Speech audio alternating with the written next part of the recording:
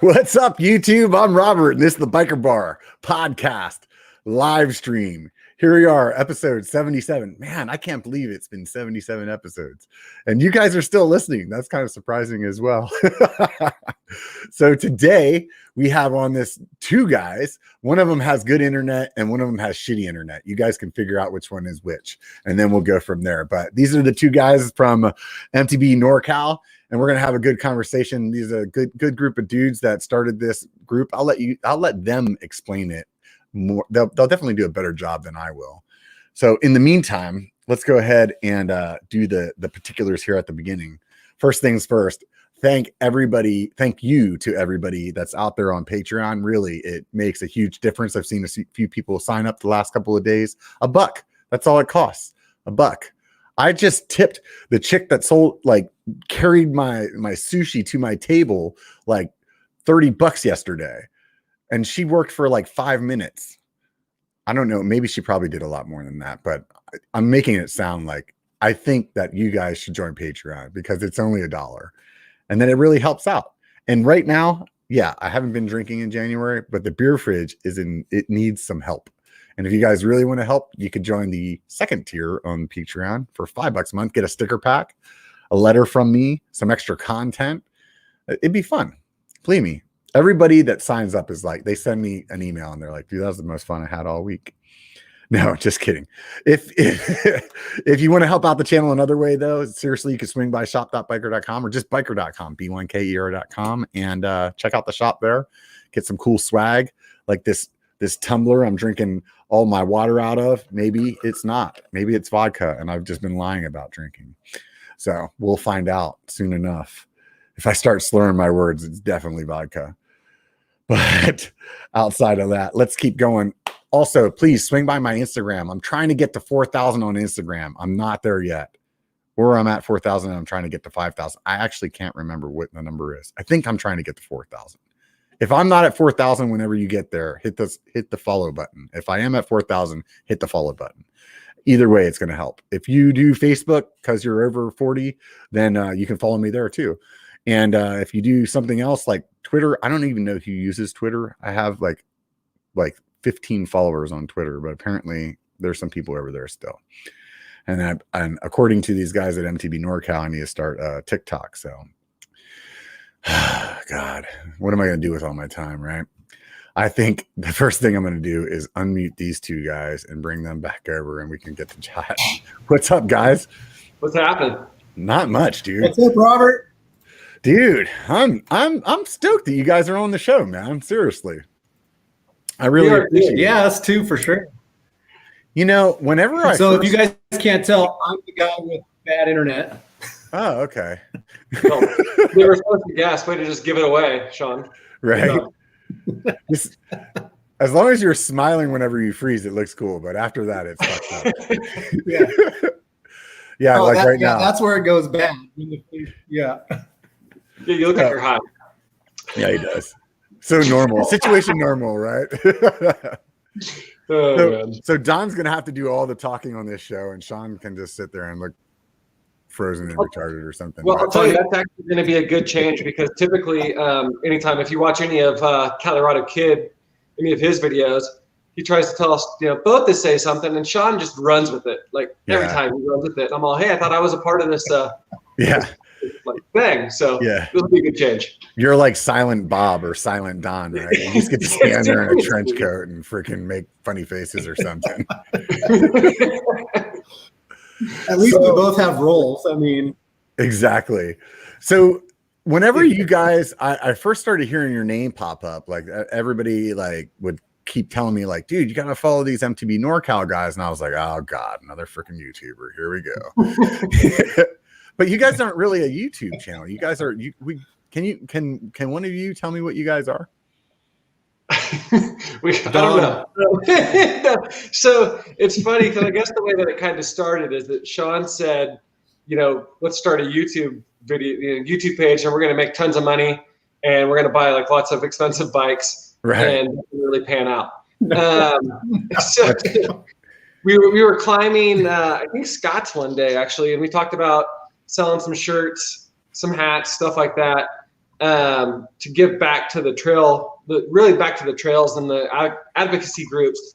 Because, it's hard for us, right? We both have families, full-time jobs, and so it's hard to get out there and dig sometimes. So it's kind of our way to give back. Mm-hmm. So I guess you would say that we're kind of a social media, let's get together, group ride, have fun, and just hang out with some friends and meet some new people and give back to the trail at the same time.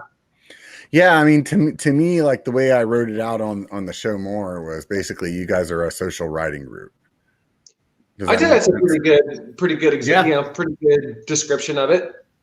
So essentially, my understanding is that you guys are doing like raising money in different ways.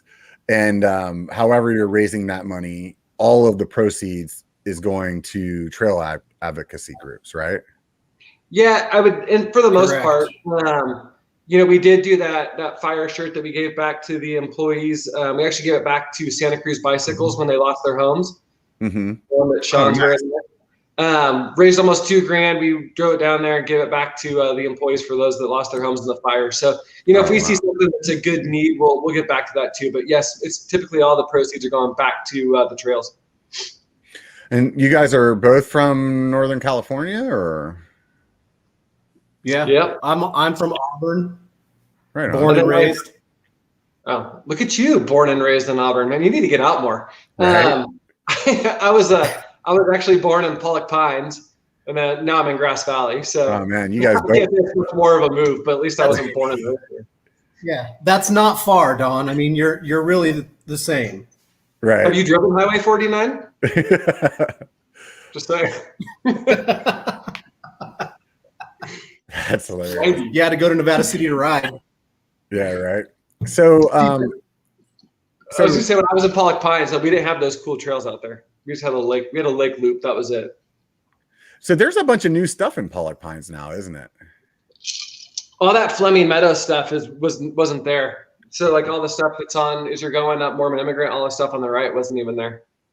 So when people are saying Fleming Meadows, or when people are saying, hey, there's trails in Pollock Pines, are they talking about the Sly Park stuff? Is that what they're talking about? Typically. Because I thought there was some stuff that wasn't in Sly Park that's in Pollock Pines as well. That's probably the Fleming Meadows, but it's literally on the other side of the road. So if you park at the second dam, right, and then you can do the lake loop, or if you go to the right, there's a whole bunch of stuff back there that's all Fleming Meadows. Trail 8 is back over there. It's actually pretty fun. Yeah, I ride Trail 8. I've ridden Trail 8 a bunch of times. And then on the other side of the road, there's a bunch of unmentionables that are pretty fun though. Which is I heard there was a bulldozer up there or something like that recently, kind of knocking some of that stuff down. It's happened in a lot of places. Yeah, it happens. That's why you got to build where they can't take a bulldozer, right? Right. Yep. I mean, I guess that comes back to what we talked about, like the trail part, right? Right. It's trying to get that money raised to build new trails that are sanctioned trails and get out there and do our part. So, I mean, you've been out building a lot. Yeah, definitely. I'm working on my way up to legitimate trails. So nice. Yeah, I've definitely been working the legitimate ones for those of you guys that are wondering, 100%. So yeah, I definitely, man, I don't know, man. I caught the bug. I've done trail work before on, sanctioned trail work kind of days, and it's always fun. I like going out and getting my hands dirty, and but for whatever reason, this project that I'm working on right now, I caught it like the COVID, man. I was just like, I'm locked down with this thing, man. It's like there is nothing else going on except for me and building this trail. And then I roped a couple of my buddies into it, and it's just stupid, but it's fun, and that's cool though. That's yeah. The thing about it is like there's some trails that I mean, dude, we've all ridden our handful of unsanctioned trails, right? I mean, let's say Sedona, the whole freaking trail system was unsanctioned. Bend, everything in Bend, that was all unsanctioned. Everything in UC, which is like 90% of the action shots from the major bike companies that are down there are all in UC, except for nobody rides it. But I mean, so like this stuff is like, it's part of our community, and the thing that I was getting at though is like some of this stuff, dude, it's been around for 20, 30 years that these things have been built and been riding. And to be, like if you're somebody that built like Chupacabra in UC, like how many people have ridden that trail that you like that's what you did, like you made that. Yep. And that's the part I think that's really cool is the fact that like after the fact, I mean, there will be a point where I can't ride bikes anymore, and there will still be guys riding that trail. Correct. It's true. Yeah. And that's the part that like makes it like really like exciting to me, Plus the whole like adventure of it, and just going out and just you're picking the line, you're making somebody's gonna come around this corner and be like, "What the fuck were these guys thinking?" In a good way or a bad way. Yeah. Right. Yeah. So like that's pretty sick. So it's something bigger than you, which is cool. Yeah. Yeah. Well, it sounds like your internet's working right now, Sean. So why don't you tell me how you got into mountain biking? Wow. I've actually only rode or been riding for about 3 years, a little over 3, maybe. One of my buddies had told me a couple of times to come out and ride because I'm a big moto guy. I always loved dirt bikes, kind of grew up that way.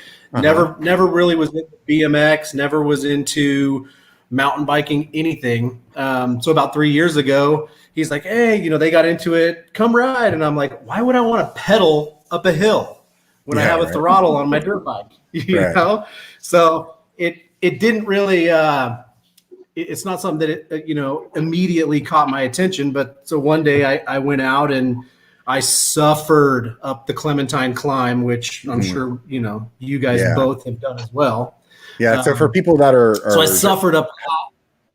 For people that are listening and not from this area, Clementine's about 3 miles, and to get up to the culvert, which we'll just call that part of it, it's about 1,200 feet of elevation over 3 miles. So it's a grinder. Yeah. It's definitely not fun, especially if you're not in bike shape. So go ahead. Oh yeah, it was bad.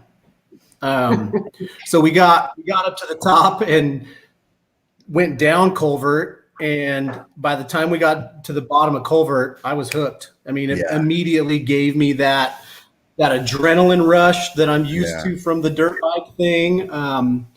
And I loved how like you can hoot and holler with your buddies and they're right in front of you or right behind you.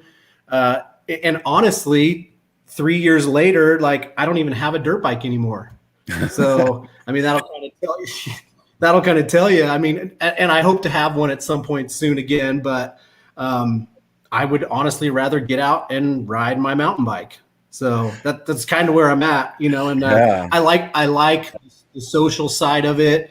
I've never been a guy that really jumps on the bike and go rides by myself. I would rather ride with somebody, and that's kind of why I started MTB Norcal.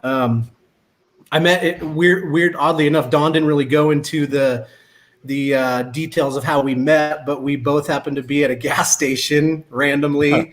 And my wife and I were headed to the lake, and he had pulled up and said, "Nice boat" or something like that. And I was like, "Nice truck." No. See, this is where we differ. Sean actually said "nice truck" before I said "nice boat." See, this will always be a topic of I don't know. Debate. It will always be an argument. So his internet sucks, so I win. It was you said it first. Go ahead. Touche. All right. Go ahead. Okay. So anyway. So he's like, "Nice boat," and you're like, "Dude, don't talk about my wife like that."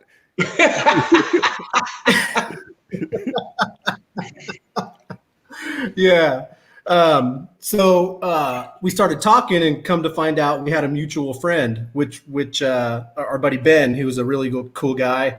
And like everybody does nowadays, we exchanged Instagram names. So that's kind of how we initially met.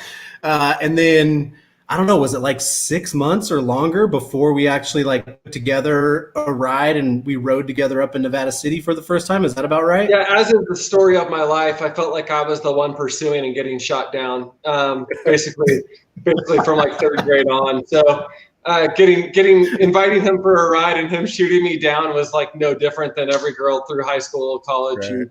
and there on out, right? So finally, he decided to take the ugly kid to the dance. And we did a lap on Hoot, and then I must have not made a very good first impression because I didn't hear from him for like another 6 months. So, you know, I don't know if it was my stunning good looks or and he was just intimidated, or I don't know, but It was probably you talking shit to him for the whole ride. He was like, "This guy's a dick, man." I'm telling you. Yeah. Actually, Sean was faster than me back then. I don't know. What? I like how he said was, and back then. I thought that somebody picked up on. Well, he also rides like 100% more than I do. Yeah. You know, he's got one of those jobs where you can get out and ride at lunch and ride early afternoon, and I unfortunately don't have that. Yeah, right. And when he's So closer he to caught the up trail system, right? I mean, yeah, I got Nevada cities in my backyard. I mean, you know, from Nevada City, Hoot, Scotts, I'm maybe 15 minutes. Right. So it's easy. That's sweet. Yeah. That's good riding up there. So the two of you guys somehow or another met a gas station, and then later on, right? It definitely sounds like the beginning of like a scary movie or a porno. I'm not sure which one. Exactly. But either way, so then you guys are like riding together for like a year or a couple of years until you finally decide to kind of start this thing, or how'd that go? No. I think it wasn't very long actually at all. Like going back to my point about being like more of a social type rider, like, you know, like I said, I typically don't go out by myself and ride. So I created this Instagram page really to, you know, connect with other riders in the area because I was new to it. I only had 2 other buddies at the time that rode. And I mean, anybody that knows that has a buddy or two, it's real hard to like connect with them on a regular basis and be able to go ride together regularly. And like I said, I've always been a social guy on that front. And there he goes. Like, did it go out? Yeah. Come back to us, Sean. You're back. Yeah. Well, I'd live every time that you freeze. Yeah. This could be. So I created the page basically to, you know, meet new people.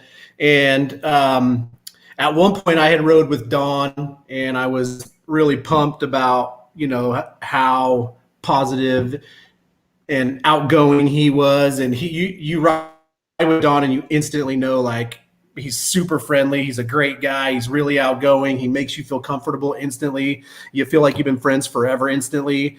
And I was like, I had this idea in my mind about what I wanted to do or create. And then he dropped off. So can you pick it up from there, Don?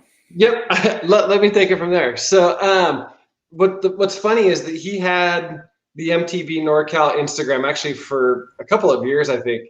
And it was funny because he did a post and I followed the page, or actually I didn't follow the page at that point. And I see this post and I'm like, hey, wait, that's me. And I'm like, this must be Sean's page. So I started following it and I was like, hey, do you run an Instagram page?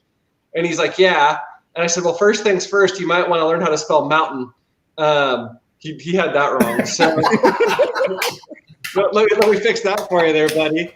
So after we got that fixed, I was like, hey, if you want me to contribute some videos, whatever, I'll do that for you. And then from there, like, honestly, it was probably a couple of weeks later where we started having the talk of what we wanted to do with the YouTube page, with the merchandise and giving back. So once we started writing and I corrected his spelling, it evolved pretty quickly.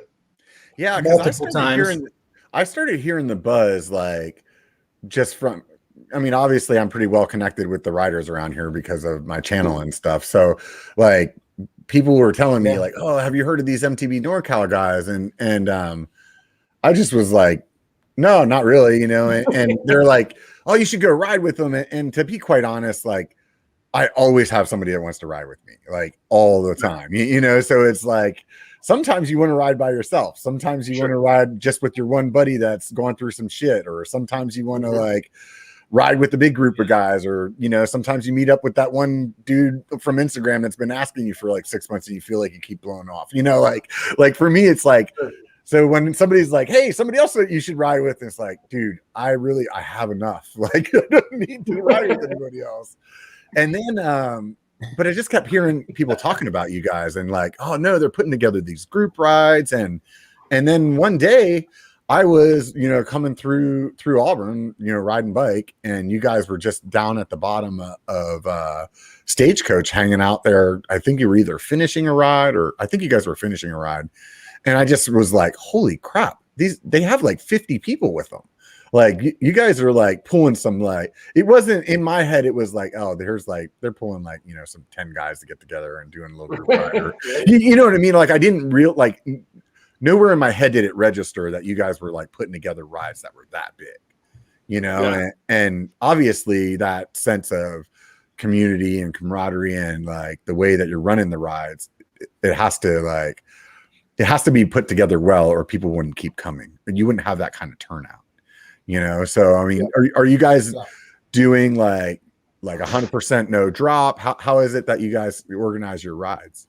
Yeah, it's been kind of crazy the way that evolved. So I think our first group ride might've been the hangover ride, if I remember right, in 2019. And, we had like 20 something people show up, which I thought was pretty good for New Year's Day. I was like, damn, people are dedicated. And we had somebody, I think, come from Stockton, and I was like, that's actually a pretty decent pull. And we had really just started out. And then as things progressed, we did a big one just before COVID hit. That it was a no drop. We had Derek with us, Dialed Health. I'm sure you know Derek. Oh yeah, he's been on BKXE's channel before. Yeah, and then we had Stephen Godman. So we had a lot of people, some really good riders with us. And I think we were like 45 deep. A couple people wanted to bounce out when we got to the to the bottom of Culvert. Wow, you just turned off all my lights. I just, thank you. I went dark there for a second. Yeah, I was like, what happened? Did the moon change over there? For those of you guys that are listening, he went from in the spotlight to like in the dark corner of the room. It was like, what is happening? We had like 40 something. We lost a couple. We picked a couple up. But we typically do no drops, right? So on that ride, Sean ran sweep just to make sure everybody was good. And then our last one we did in December, right as the COVID numbers were ramping back up. And we didn't expect anywhere near. You were at that ride. I mean, you saw it. Yeah, the Grass Valley one or the Nevada City one. Yeah. Yeah, and we counted 73 people, and we might have missed a few in there, but I'm sure crazy. Yeah, and that was a fundraiser for. There was something particular you guys were raising money for at the time. Put that one back on. What was it? That one off. That's the one that's screwing me. Thank you. Yeah, we found out. So that one was for Bonk, bikers of Nevada County. So they've been working on some stuff, and we're just trying to kind of help them out. If you've ridden Nevada City, for those people I guess that don't know, it's a really soft dirt. So once you get into like June, July, it's just going to be bad. It's going to be lots of braking bumps. Berms are blown out. Yeah, definitely. And there's a lot of work that goes back into that. So that was our main focus on that. And they're working on some new stuff that's kind of that will be legit. So that was kind of what we were hoping for there. Yeah, I heard they're putting in a couple of trails that drop into Scott's, right? It won't go all the way to Scott's. So it will actually stop before the road. But they'll have a dedicated climb trail back. So what's good about that is I think it will keep some people off, the people that just want to constantly shuttle. Mm-hmm. This one you're gonna have to earn those turns for real. So last I heard it'll be a 22 switchback climb. Oh wow, that sounds buddy, fantastic. That Levo sounds better and better. Right. I can tell you this now. I'm in like great riding shape right now. I'm probably, even whenever I weighed like 205, like I wasn't in as good of riding shape as I am right now. And with all that being said, I still fucking hate climbing. So yeah, I'm right there with you. I just do it faster, but it's like, it is not fun. I was talking to Seth on the podcast that we did last week or during the week, whatever it was, the last podcast. And he was saying, there's all these different like parts of mountain biking that people enjoy. Like some people love to climb, some people love to descend, some people love to like do techie rolls, some people like to do like slow tech, some people like to do stuff that's super fast and jumps, and it's like everybody has a different percentage of that part of mountain biking that they enjoy. And for me, the climbing part is like low. Like I wouldn't give it up. That's the thing with like the e-bike stuff. Like it sounds fun, but I think the way that I would use it is like in lieu of a shuttle day kind of thing. But I as much as I love bitching and complaining about climbing, I do enjoy it to an extent. Does that make sense? Yeah. You enjoy the pain a little bit, Yeah. You have to earn it. I feel like that's what it is. Like you have to earn it. I'm watching these comments over here, and it's pretty funny that somebody said that I love climbing, but see, I don't love climbing. Yeah. I really don't. understand it though. I mean, like if you guys have ever ridden with Aaron from MTB Adventures, like he loves to climb. Like PKXC is that way. He likes to climb. Like some guys that's like the part that's like really fun, and for me, it's just like a means to the end. You know what I mean? So it's like I'm doing this so that I can descend, really. Right. Agreed. 100%. It's kind of like I am only riding bikes so I can drink beer. Seriously. You're like, I earned those calories, baby. Those empty calories, bring them back. Right. In Goonies, whenever they're down in the wishing well and they're like, this one was mine and I'm taking it back. That's what I do with my calories when I'm drinking beer. I'm like, that one was mine and I'm taking it back. It's like every 100 feet of elevation, I figure, is like a good half a beer, right? At least, man. I don't like your math very well. I think like 100 feet elevation is at least 3 beers, dude. Come on. Holy crap, man. That means you're down in like a good Auburn day. You're like, holy shit. Yeah, man. Well, it depends on what you're drinking, right? I know Sean, he likes the Trulies, right? The White Claw. White Claw. It is legit White Claws. You go to Sean's house in the summer, dude, it's White Claw Central. Right? He's got like a Christmas tree made out of White Claw. Cassie's over laughing on the couch right now. Ornament. So we could spend 2 hours just talking shit, or we could talk a little bit more about what's going on. So you guys, obviously, I do not have a White Claw right now. There you go. Not a White Claw. He's like, I saw the faces that you made though right before that. You were like giving your wife the wink, like, go get the beer, go get the real one. Quick, take this White Claw out of my hand. Seriously. Nailed it. Shot her a text. Right, shot her a text. There you go. So you guys had this, you guys had some pretty big plans for this last. I mean, everybody did, and then COVID like swoop in like the Grim Reaper, right? And what was it that you guys had laid up on the calendar last year that you're looking forward into coming out this year? You take it, Don, because I'm gonna. Yeah. So we were working on something kind of big. We're able to put it together.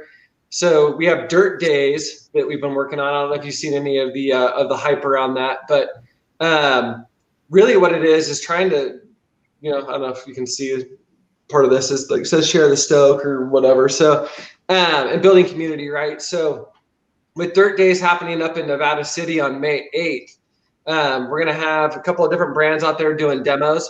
So Specialized will be out there. Here's a brand that a lot of people might not have heard of, but Paiga. Have you heard of those guys? No, what is that? So Paiga is actually a brand out of South Africa, believe it or not, that makes custom bikes. And it's Howie Zink is the guy that runs the distribution out of Reno. So Cam Zink's older brother. He does the stuff out of Reno. They'll be out there showing their stuff. Norco, Rocky Mountain will be doing demos, and then we'll have a bunch of other brands out there with like a vendor alley, kind of making it, if you want to call it like a mini sea otter, right? Yeah. Much smaller scale. But up here in Northern Cal, I saw a comment earlier where somebody said that we don't live. I think it was Jason says we don't live in Northern Cal, but I'm going to call it NorCal because I think it is. So up here in NorCal, right? Just something from Sacramento, Tahoe, Truckee, whatever, wherever people want to come from, come hang out. Full day event. We'll have group rides and clinics too, but just kind of really spreading that community sense and meeting some new people. And the cool thing about like our group rides, I think the thing that I take the most away from it is that you have, call it 40 people that, most of them don't know each other. And then you see them riding together a month, 2 months, a year down the road. For this event, seeing how that could bring some people together, I think is going to be really cool. So I'm on a few different Facebook groups that are like mountain bike Facebook groups for our area. And you see guys getting on there all the time. Like, hey man, I'm new to the sport. I'm trying to like make some friends that want to do this. And what you guys are doing is perfect for that, because it's not only because it still feels weird to like just get on like a Facebook page and, like meet up with somebody, but where it's like hey, there's going to be like 30 people there or 40 people there or 50 people there. Like you can go, you can meet some people. You're going to meet whoever rides the same speed as you, because that's who you end up like, you end up balling up there, so I think it's a really good thing that way. And I think the way that you guys have like structured this in a way to give back to the community is just, it's just like phenomenal. And I think that you guys should be really proud of yourselves. Like, honestly, like, it's definitely, it blows my mind. Like when we were up there in Nevada City for that last thing that you did, right when it seemed like, all right, we're done with the COVID. And then, so it's like, okay. I remember you thinking, oh, it won't be that many people there, so it'll be all right. And then it's like, oh shit, dude, there are a ton of people here. We honestly expected, it was all maybe 20 to 30 people with everything going on, because the numbers were back on the rise. And the next thing, it's just like the parking lot's full and people are coming over, and I'm like, oh shit, like we're gonna be a lot of people here. So but it was awesome, man. Like everybody had a good time. We came back together at the end, and being able to have those people go into Wheelhouse, right, which is the restaurant that's up there, and go and spend some money there and buy some beer and buy some food, and they ended up giving back 5% of their proceeds for the day. Oh, that's awesome. Back to box. So we kind of worked that out. Said, hey, we're gonna use your parking lot if that's cool. And they're like, yeah. It worked it out, but they get back the money too, because the owner of that restaurant rides too. So aren't they planning on putting a bike shop in the restaurant as well? Like that's what I had heard. They have talked about there's a shop up here called You Bet. Two guys that are really cool, but that little, it's hard people, I guess that this isn't gonna make much sense, but that little building that's in the middle of the parking lot, they're talking about converting that to a little shop. Oh, I didn't even know what that was. Everybody always thinks it's a bathroom, but there's no bathroom there, right? Yeah, I think it's just like a shed. Is that what it is? Just like a random building, right? They're like, yeah, let's throw this in the middle of the parking lot. That'll confuse the shit out of some people. Yeah. That's right. So hopefully you're targeting probably this event that you were talking about coming up in sometime after things lighten up a little bit with the whole COVID situation. And it seems like we're now, at least here in California, things are lifting, and I know some of the other states back east, like I talked to friends back there, and they're pretty much full on normal except for just wearing a mask. So wow. Yeah, it's really That's strange. Awesome. Like you listen, like let's try not to get political, but it's just really strange, like how different it is state to state, So, but one way or another, vaccines are rolling out. So I'm hoping that this summer looks, pretty clean. I was thinking about setting a date for I used to do biker camp every year, and for whatever reason, last couple of years, I've had one reason or another that has kept it from happening. And so I was like, oh, I'm going to set a date. And then the other day I was like, oh, wait a minute, there's all this COVID stuff too. I should probably consider that before I go trying to get, 100 and some people together or something like that. So, right. Yeah. We were trying to like plan it, kind of figuring, you know, we knew the vaccines were rolling out. We're like, what's a good date? You know, May is obviously Ride a Bike Month, right? It's all about the bikes. So that kind of made sense. We knew when Otter was happening. You know, TDS, we had heard that's kind of happening at the beginning. So we're trying to figure out something that kind of worked in between there. Mm-hmm. So I probably decided on May 8th. I mean, people want to get back together. That's the one thing I've really noticed is as you talk to people, like people are longing to get out and to meet other people and ride. Yep. And I think that, I mean, what we're really hoping is that we're on the tail end of that COVID to where the vaccines are out, people are comfortable to ride, and we have a great event. I mean, we've had some places that are like, hey, we wish we could come and support you guys, but you know, we have nothing planned for this year at all. Or we're not doing it till October. And it's like, okay, you know, but the vendors that we have are awesome. Yeah. They just pushed Sedona back. And then, so did you, I heard you mention Sea Otter. Is that still on track for April, or is that pushed back too? They pushed back to October. That's what I thought. Yeah. I thought they pushed that one back too. Yeah. So basically everybody's banking on autumn being good. So correct. Yeah.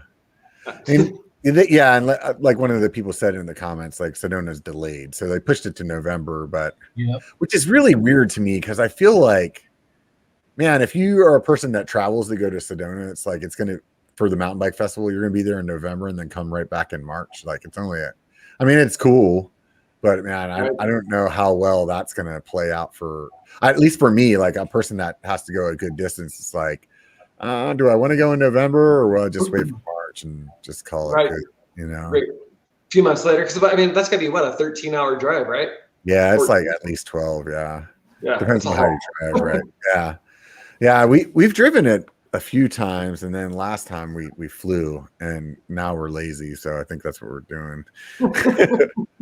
Plus, those guys down at Spartan Rides, like they have so many great bikes that you can get, so it's like you don't even have to worry about getting a bike. Like if you go down to Sedona for the mountain bike festival to demo bikes, you have to be on your A game to get the bike that you want. You got to be there like when the gate opens at 8. There's like a running of the bulls. Have you guys been to Sedona for the mountain bike festival? No. Like it's literally like hundreds of people running from when they open the gate to the booth to try to get like a Yeti or a Santa Cruz or whatever it is that they want to demo, right? So that whole first like shot of bikes is like gone instantly. So you got to wait for those dudes to get back from whatever they're riding to be able to get one of those, right? Or there's like, you know, like the weird sizes, you know. So if you're like 5 foot tall mountain biker, like you're probably straight, you know what I mean? But if you're like riding a large, you're screwed, you know, and like unless it's like some bike brand that, you know, not many people ride or whatever, you know. So I feel like you just described like Christmas at Walmart and Target. Yeah. So the nice thing about Spartan Rides is they're there in Phoenix. So we fly into Phoenix, we can get a bike right from them, and we'll have a cool bike to demo while we're there. Ride that the whole time. You don't have to pay to fly your bike, or if you're not driving, you know, like you can't, you don't have to bring your bike. And then they have a great fleet. So and then a lot of their guys go for the festival anyway. So like if you had, like, just say you broke something, like somebody would probably just bring you another bike or something like that. Don't quote me on that, but my assumption is they would take care of you because they seem pretty stand up there. Plus, then you get a good reason to ride in Phoenix as well. So like Phoenix has South Mountain there. It's like super fun. So see, I've only been there. I've only been to Phoenix. I went to Sedona once, but it was you know, it was no biking. Yeah. Now I understand how it goes. It's funny. Yeah, I used to not like ride bike when I traveled, and now it's like whenever I go anywhere, it's like one of the first things I'm looking up. It's like, oh, well, we're gonna go. Like the lady's like, hey, you want to come with me to wherever, you know, like BFE Idaho, because I'm gonna be like doing this thing. I'm like, yeah, let me look at trail. Can a mountain bike? Yeah, that seems to be okay with me. I can fit that into the schedule. You know? That looks good. Yeah.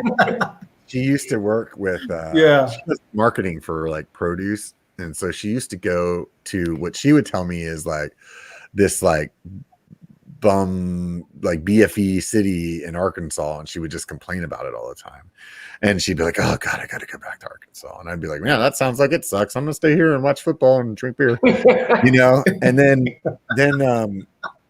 one day I watched some video about the Walmart city over there with Bentonville, right? And I'm like, "Dude, this place is sick." I'm like, "Hey, where are you going?" She's like, "Yeah, I was going to Bentonville. That's where I was going." I was like, "What? You've been going there like 2 times a year, and I could have been like going down there riding." I'm like, "So when are you going next?" She's like, "Oh, I don't do that account anymore."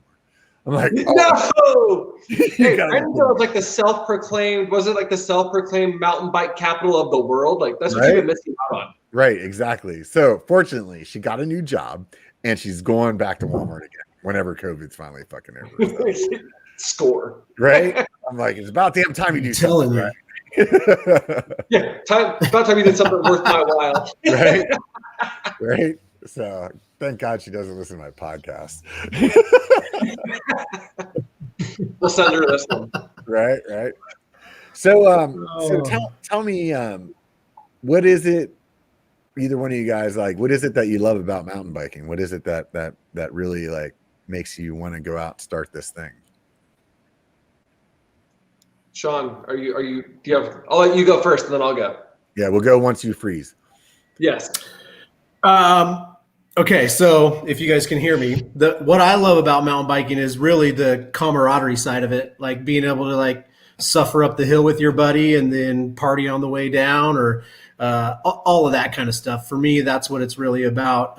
Going back to what I was saying earlier about being a moto guy or moto kid or whatever, you know, you grow up with your helmet on and you can pull out on the track with your buddy, but the whole time you're out there, you can't talk to him. It's, you know, it's just you, which is cool. I've always been like into that kind of sport where it's just you and whatever you're doing. Mm-hmm. But I really like the side of it that is the social side of it and lets you hang with your buddies and all of that while you're riding uphill. And then you guys know, every time you stop at a trailhead, you end up talking to somebody and BSing with somebody, you know, about their bike or the trail or the conditions or whatever it is. And I really do enjoy that part of it. So for me, that's really what it is about, like meeting new people, riding with new people. And when you're like, a stranger's in front of you and you both are hollering down the trail about how good it is. I mean, It doesn't get much better than that. Yeah, no, 100%. How about you, Don? Yeah, so I'll say I took it up. I was big into windsurfing, you know, through my teenage years, 20s, 30s, but living in Grass Valley and driving down to Rio Vista or to San Francisco to windsurf. I mean, you're talking like an all-day adventure. So I really jumped on the bike because it was closer, right? I mean, it was just something that was easy. It's a 15-minute drive up the hill. I'm at the trailhead. And that's kind of where it started. And it was just all solo rides.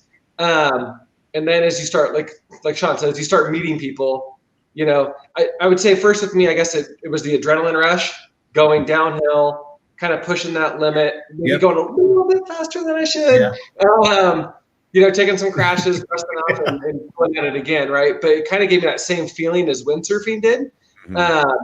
And then as I got better, I bought a different bike, and that's really what made me get on the bike a lot more. Is I bought a $5,000 Santa Cruz, and I was like, well, crap! If I spent that much money, I better use this damn thing. What were you riding before? I went to the back burner at that point, and what were you riding before? What I love about it now is it's that adrenaline rush. It gives me that fix on the adrenaline side. But man, the people that I've met through this sport are some of the nicest people I've ever met. You know, windsurfing, it's you kind of meet some stuck up assholes. And I feel like most people in the mountain biking community are like really chill, really cool, want to talk and just have a good time. And I feel like that camaraderie, that friendship, that level is a lot different. And you don't see it in a lot of sports. I mean, I've talked to pros that are the nicest guys and you still expect it, where it's cool. Yeah, definitely. Mountain bikers are, you know, for the most part, pretty humble and like pretty chill. And I think that's part of the reason that that the sport is like attractive the way that it is, you know. And I think that's also, you know, kind of why when I started my YouTube channel, the reason that I did was like I was watching some of the other channels and I just wasn't seeing the guys out there on their channels that were like the guys that I rode with.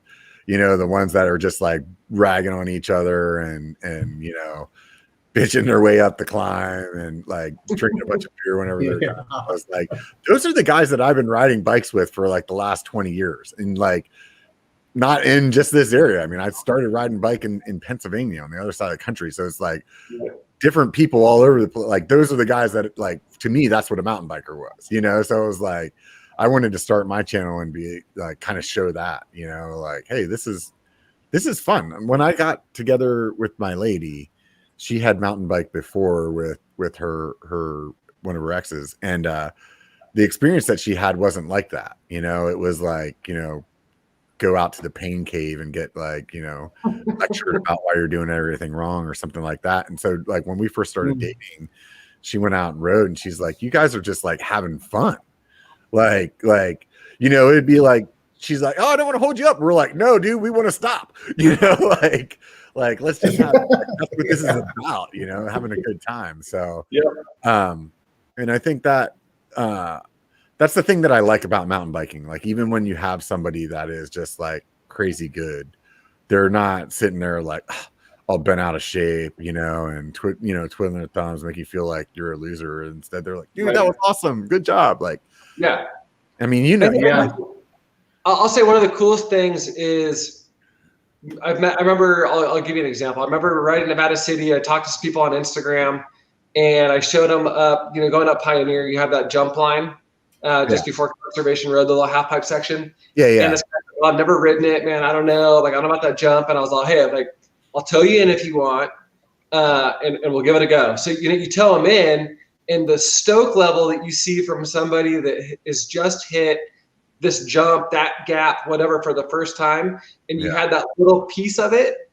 Yeah, dude, that's like a whole other feeling. And it's just, I think that's probably my favorite part, is when you see somebody do something that they haven't done. I mean, Sean's a great example. Like a couple of weeks ago, hit 2 gap jumps that he's never hit before, right? And just like, holy shit, man, you hit it, you know? And he's stoked, and I'm stoked, and everybody's stoked. Like, that's awesome. Like, you don't see that in a lot of other places. Yeah, no, it's definitely a good time. It's super, you know, there's so much to mountain biking that I love. I mean, obviously we could keep going on and on, but like, I think that you guys definitely hit on like the biggest one. And I think it's the camaraderie, you know. I think there's parallels between mountain biking and when I was in the military, and that's like part of it. It's that camaraderie, you know. I always say you got to do shit that sucks together to be closer. You know what I mean? Like that's why you have good friends, you know. You did that shitty climb together, or like when we were in the military, it's like, dude, we're out in that crappy ass weather, walking around for way too long with way too much weight on our shoulders or whatever it was, you know, and those shitty experiences are what like bring you closer. And I think that's what's cool about mountain biking, is you're like volunteering for the shitty experience, but then like getting the, you know, the stoke out of it all. So definitely good. So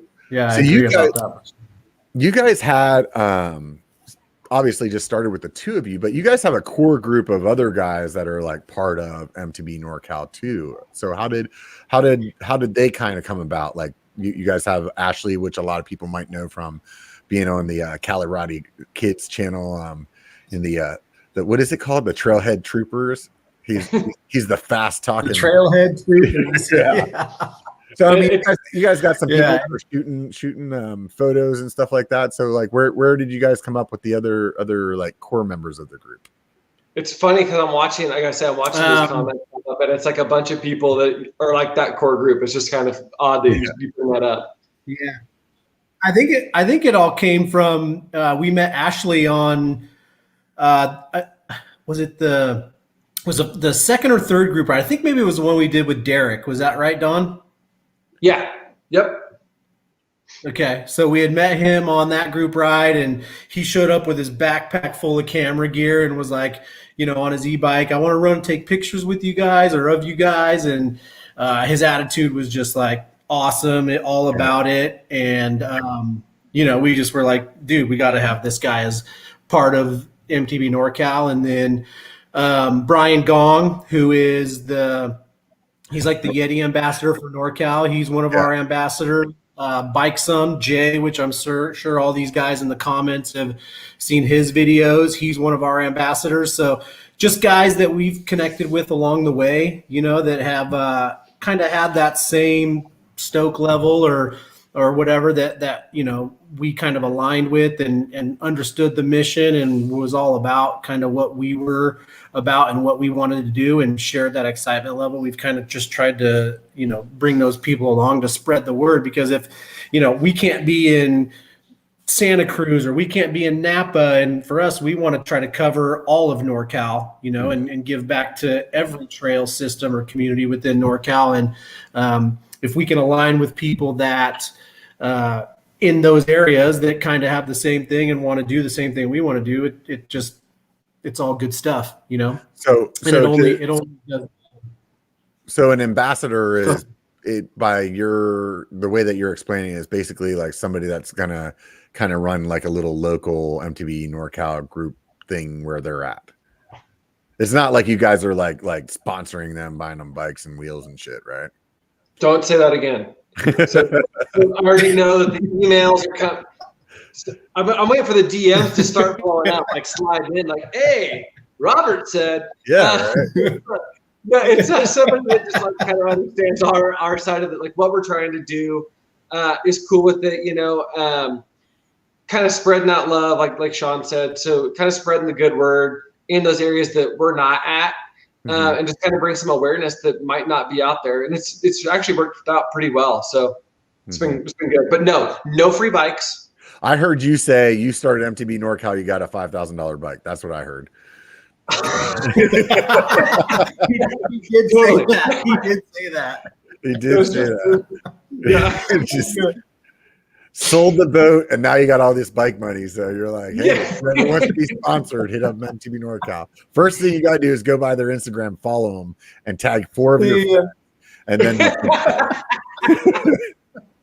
That's exactly right. right. I will say one of our goals is to work our way up to being able to give away a bike as a donation. We've been working a lot on getting our nonprofit status and being able to give back to all the trail systems along those lines. Would be awesome if we can get to a point where we can do like a bike giveaway or something. Would just be rad. So for people that are outside of California listening to this, you can't do a giveaway in California.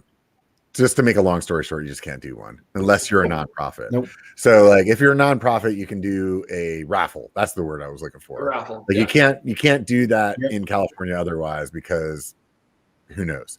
So anyways, like basically there's a lot of perks then, with being a nonprofit. So what's that process like? Or what do you guys have to do? Like go like donate a child or something like that, or There's definitely a lot of red tape. Figure out which one I want to give up. Yeah, right. Like take this one up on top of the hill and take his heart out, and then you get your nonprofit. No, there's a lot of red tape, a lot of paperwork you've got to go through, and really it's like it's more of a waiting game, it seems, than anything. Whether they're going to approve you or whatever, all of the stuff that California that you have to deal with, it kind of sucks, because whether you're a nonprofit or not, the whole fundraising side of it is the tough part of it, right? Are you doing a raffle to fundraise for your organization or to give back? It just there's so much red tape involved with it. You've got to cover all your bases for sure. So is that something that you guys think you'll see through this year? Like it'll come together, or is it like we're hoping? How long does it take? Sometime this year. Yeah, we're really hoping. We're hoping it'll be before the event. We've got everything kind of in the works for that, so we're hoping it'll be before May 8th. Got our fingers crossed for that. If it's not, then we'll work around that. But we're already on our way to being a corporation, and the nonprofit is what comes next. So we're well on our way. Right on, man. That's super exciting, dude. So you guys mentioned a bunch of bike companies for your event that you're getting together. So do any of you guys have, I'm assuming that none of you guys didn't have any kind of like bike connection, like industry connection before you started this. And you guys have just kind of made all these connections just from people showing up to your rides. Is that how it happened? Yeah, I'd say pretty much. Yeah. Yeah. I mean, we've gotten kind of lucky, we know one of the guys, like one of the Specialized reps used to work at one of the local shops. And then there's actually a guy out here in Grass Valley that put on the Fat Tire Festival. I don't know if you heard about that last year. In 2019. So like basically they shut down Nevada City, and they kind of had like a little vendor event with some beers and whatever. So he was able to give me some contacts. Super cool guy. That's Shane. So if he's watching, shout out to that guy. And you meet one rep and you tell them what you're doing, and then they're like, "Oh, this is awesome. Hey, I really like working with so and so and so and so and so and so." And you're like, "Okay." So you start reaching out to them, and they're like, "Oh yeah, I'm all about it." And they start giving you names, and it's how that progressed. It happened really quick. I was kind of surprised. But it's a couple of key contacts, and you're willing to help spread the word. I think what really helped was the shirt that Sean was wearing when we gave that money back. A guy that we know at Specialized got us in touch with somebody at Fox, who got us in touch with somebody at Santa Cruz, right? And then you can build that network pretty quick. Yeah, totally. That's awesome. I can see us really lining up together for whenever we can do the next biker camp. I could really see us lining up together and trying to make an event, because the last biker camp that I was about to do before, just for whatever reason that it didn't come together, like there's a big huge area in Downeyville called the I'm drawing a blank right now. The lure. The lure, that's it. Yeah, the lure. Yeah. And you can ride to it from town, but they have like a big open field that you could put like a couple hundred tents into. Like you could go out and set it up so that there's just a shit ton of people. And what I was doing was kind of like what you were talking about. I was talking to different bike companies that had, a demo van that they could roll out and get some demos out there. And real quick, like it could be real fast that we have our own festival. And that to me, like when I've done the biker camps, which I'm sure you guys probably get the same feeling from your rides, because you're getting that kind of turnout, like having 60, 70 people there that are just stoked to be there because of something that you set up, and seeing that, like for me, just standing back and just watching everybody drink beers and talking about their ride of the day, and it makes you feel good. That's you're impacting people's lives, and hopefully for the better, right? They got outside, they weren't, sitting on their couch watching YouTube, they went out and did something, and I think that's really cool, man. So I think that I can say after our group ride in Nevada City, I'd say that's a high that lasts for a good couple of days, just being we pulled it off, this many people came. It wasn't a cluster F, as much as it could be. When you get that many people on a trail system, there's a lot of should we break it into groups and have some people go on minors, some go on Hoot, some go on Scots. And Sean, I suggested it, and Sean's like, nope, this is a group ride, we're doing it together. Yeah. And I think that ultimately was the best way, because as you come back, you're just like, holy crap, man, what a rad day. That person sent that jump, this person did that, I don't know. Did you see the train that we posted? I mean, literally, I counted, and it's 22 people back to back to back to back, just sending a jump, and you're like, dude, that is rad. That is cool. I didn't see that. What jump was it? It was as you're coming down, you have that jump line, and then there's that left berm at the jump towards the bottom. It was that last jump before that berm, and it's literally it's 22 people. And on TikTok, TikTok, it sounds crazy. I put it to Crazy Train. And dude, that thing blew up. That's awesome, man. So I've seen on your Instagram that there's some kind of card system deal that you guys. Can you guys talk to me about the cards? Sean, I'll let you talk. Okay. I can talk to you. So the crew card, we call it. It was actually Ashley's idea.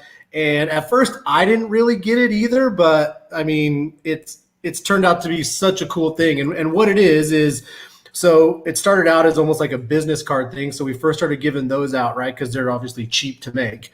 Right. But try to carry a business card in your mountain bike shorts, and it's not going to last one ride, let alone two. Right. You know?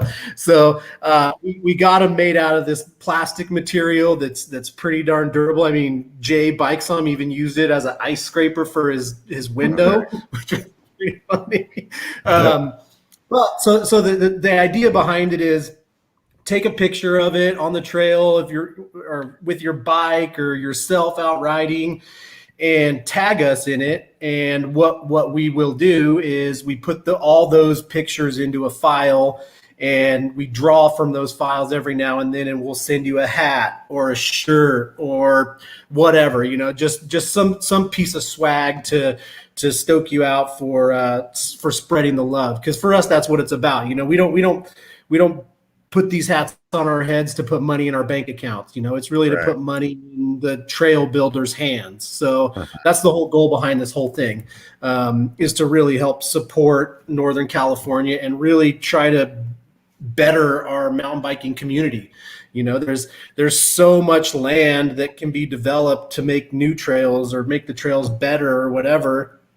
And we also need to have those advocacy groups and advocacy within ourselves to help all the new people. I mean, just think how much since COVID have you seen the trails explode? Like, there's so many more people out there, and so many new people that don't necessarily know trail etiquette, which is huge. It is. The trash we find along the trails, like, it's kind of sad in a way, so being able to just get the word out and cover kind of all our bases, I think is huge.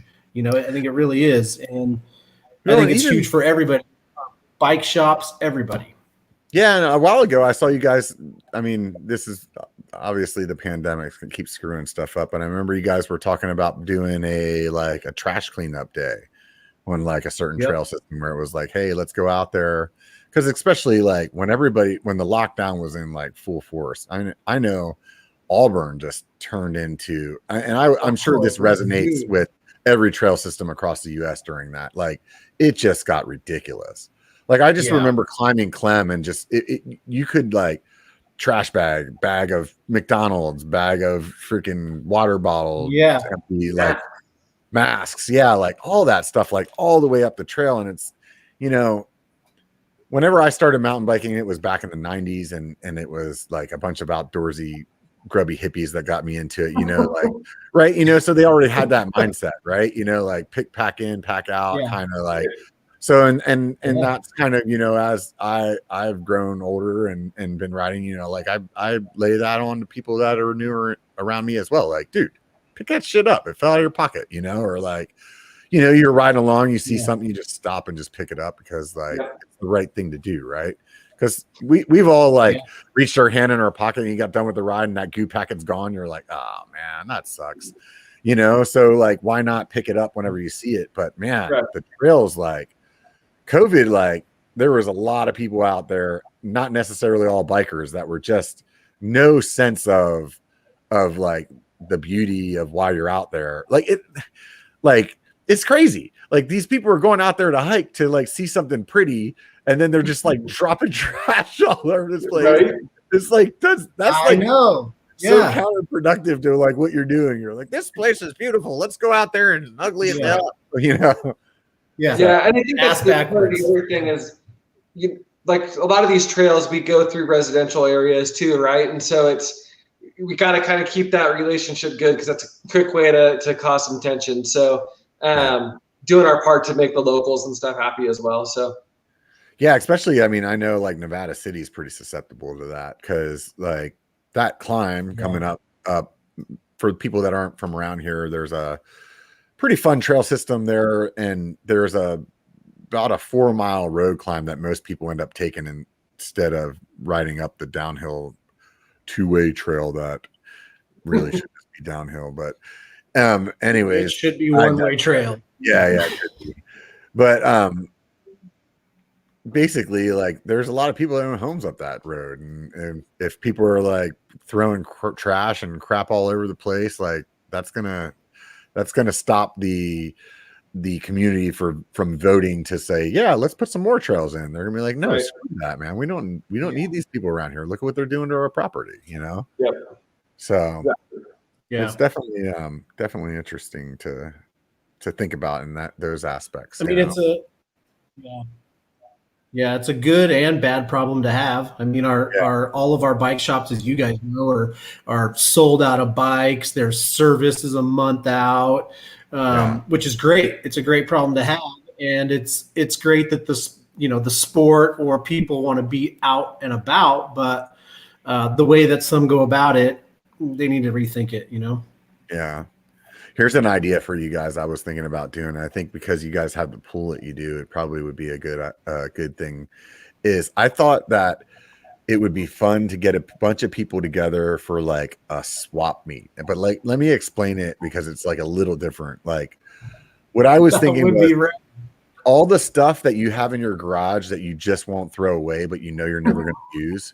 Right. All the like just the bike stuff. Right. I have a box full of bike parts. Right. Yeah. That I don't give a shit about, but I won't throw them away. Right. But like if you got everybody to come up there and bring their crap, and then you can just take whatever you want. Like the idea is not that you're buying anything, or if it's something that's high dollar, like you could barter it with somebody else that had something that you wanted. But like the idea would just be like, dude, there's somebody there that's walking through is like, dude, I need a 10-speed derailleur. Why does this guy got 3 of them in this box? Right. You know what I mean? Like, I don't need it. I know I'm never going to use it again, or it's like, hey, here's an oval chain ring that I felt like was worn out, or it was too big, or it was too small. And it's just, when you started that idea, I heard a really loud yes from downstairs from the lady. Yeah. But then when you said I could take some stuff, then it was a hard stop. So if I'm only giving stuff away, I think that she's like all about it, right? Yeah, right. If we're going to think back, I might be a dead man. Yeah, right. Well, you just don't have to tell her about it. Right? Just like, oh no, I've had this one. Did you see it there? Yeah, I've always had this one in that box. Man, what are you talking about? So comments are hilarious. Yeah. So what are you guys thinking as far as kind of like what areas do you want to venture to outside of kind of your go-to right now is mostly Auburn, Nevada City kind of stuff, right? It is. Right. So what do you like? Let's just we'll speak hypothetically that there's no COVID going on and like kind of plans that you're thinking of at that time. Like what kind of areas are you thinking about setting stuff up at?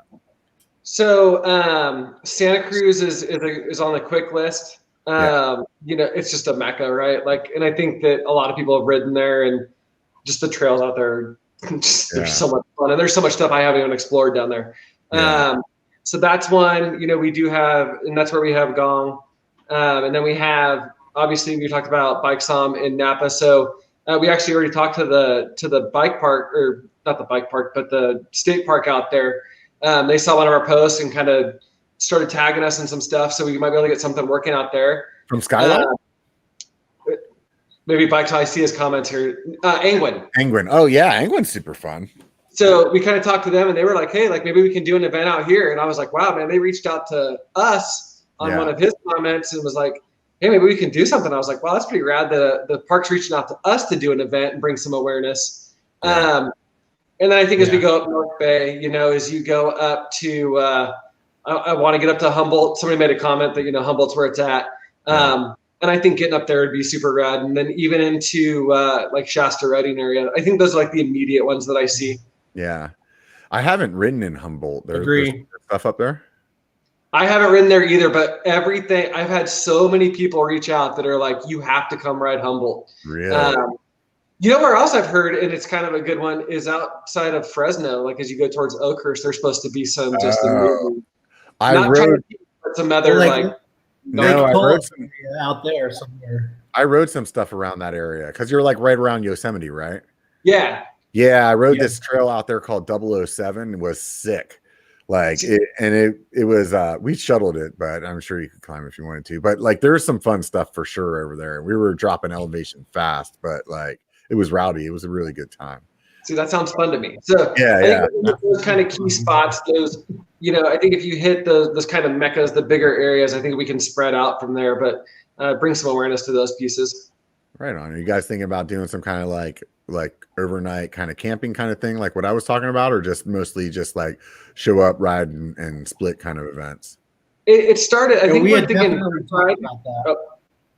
Okay, Sean, I'll take this one. So, internet's breaking up. We need like paddles, like you go, I'll go. Well, new format. So, New format. I think really the best way to start that is we've seen the pool that we have on group rides. Uh-huh. So, overnight is a possibility, but I think we start off with a group ride, see what kind of reception we get, and then we take that kind of what we learn from that one group ride, that experience, and then expand it into something bigger, better. Mm-hmm. We've realized that teaming up with a restaurant, like we did at Wheelhouse in Nevada City on our last one, that worked really well because we all had a place to go hang out afterward. And that really just kind of built that even better. And then people are like, dude, when's the next one? When's the next one? Yeah. So I think that if we can do something like that group ride, we're going to go hang out here afterwards and kind of get someplace involved that's kind of has the same beliefs that we do and sees the picture, I think is the best way to do it. And then, yes, we start branching that into overnights, like let's go camp and let's go kick it. We talked about that kind of early on because we both love camping. So we were like, where can we go camp and ride some epic trails, 2 days in a row. So we definitely talked about that. And then it just, COVID obviously shut so much stuff down. And we, in the very beginning, we, like everybody else, we still wanted to get out and ride, and we were catching a lot of flack from people, so we kind of backed off what we were doing or what we wanted to do. But within in Northern California, within a 3-hour drive, pick a direction, you can pretty much ride something super killer and spend a whole weekend doing it, go in the Downeyville area. You can go from Downeyville to Mount Huff to all that stuff and make a weekend of it. And oh man, you're going to go home with the biggest smile on your face there is. Yeah. Have you guys ever climbed Mount Huff? Do you always shuttle? No, I know somebody who has. I've never climbed it, but I mean, I've seen people climbing it whenever I was driving. I've heard of people climbing it. Yeah. When you saw them climbing, did you stop and talk to them? Oh, hell no, dude. I was like, what's wrong with this guy, dude? There's something wrong with him. So we self-shuttled it once, and as we were bringing our vehicle back down, we saw 3 people climbing. And I asked the one guy, man, he just looked like he was hurting. And I think it's like, 10-mile climb? Probably. And he was mile 7. And I was like, so how is it? And he just, it's like, okay, so shuttles it is. That's funny. I love Huff. Yeah. So that's crazy. Like to do that climb. It's just that I want to go back there to Mount Huff. It was super fun, but it is so fast. It's like, what is it? 10 miles of 10 or 11. I think it's 11 miles of downhill there, but you're done in like an hour. It's not like Downeyville where it's okay, it's 14 miles, but it's like you session this, you session that, right.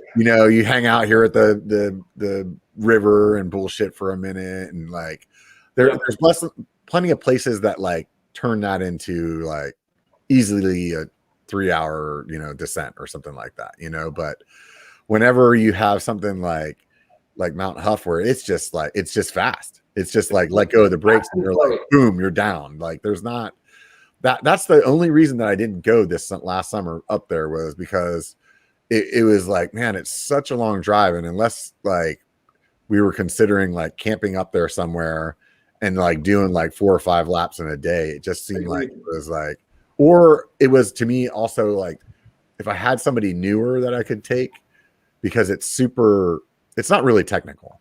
It's just fast, So like if you're not fast, you're just gonna go at your speed down the hill, and so that would be the other reason that I would have went is if I had somebody that was a little newer and like, hey, let's go up here.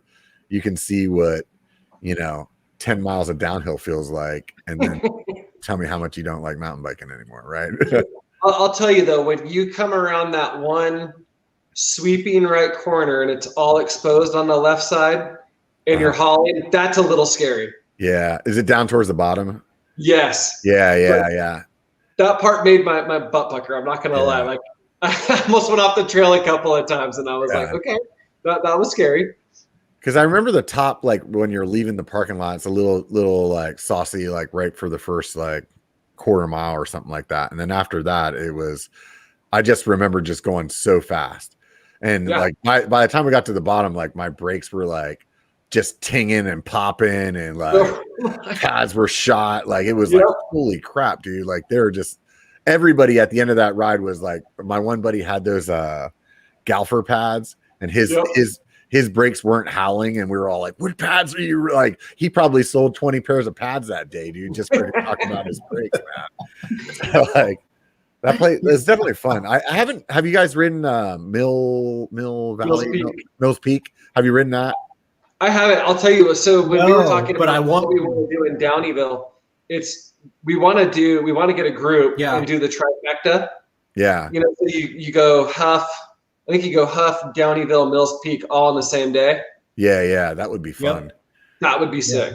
That would be a lot of like coordinating in the same day. I mean, you have to get cracking early. You probably sleep at Huff so that you can just start like right out down the hill, and then because that's man, and that's a lot of. I mean, that's a lot of descending.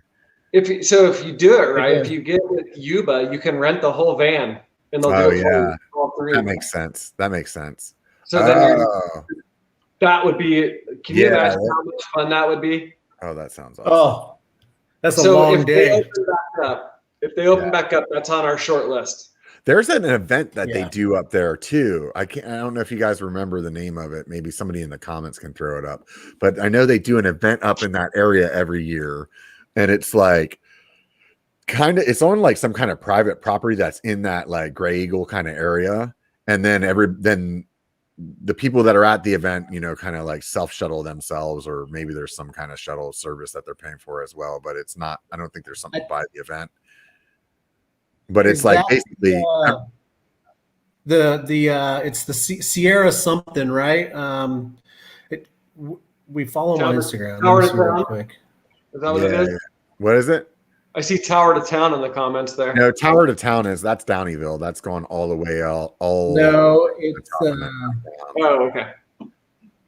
But anyways, there's an event. So that area up there, I know Moonlight was telling me that whenever he had went to the event last time, that the person that owns the property or whatever, that they're real like open to like having other events up there. So they're like, yeah, dude, if you guys want to do it, let's set it up. So he was saying it was really cool because you were kind of like in the middle of all three of those places. So it was really easy to go and like set it up, you know, where it's like, hey, we can go here. Yeah, we can go there. It usually is in like, I want to say like June or something like that, June or July, probably July. It's something. I'm trying to find it, but it's something base camp up there, and their property is like it's just at the base of the Sierras outside of Truckee, off of what is that 89 that goes out towards Downeyville. So they're out that way. We actually talked to the guy. They do 4x4 events, but they have a big ranch out there that you can rent or whatever and put on your event, and they'll take you and shuttle you all around. It's pretty cool. I can't seem to find them right now, but I know exactly what you're talking about. Don't try it. Don't start searching because you're gonna mess something up. So just stop. Yeah, right. You're using too many of your internets, man. Your internet coins are gonna be gone. So last day of the month, his data's all gone. Right. Good stuff. So you guys are still working a 9-to-5 jobs? Are you guys retired or like self-made millionaires? What's going on here?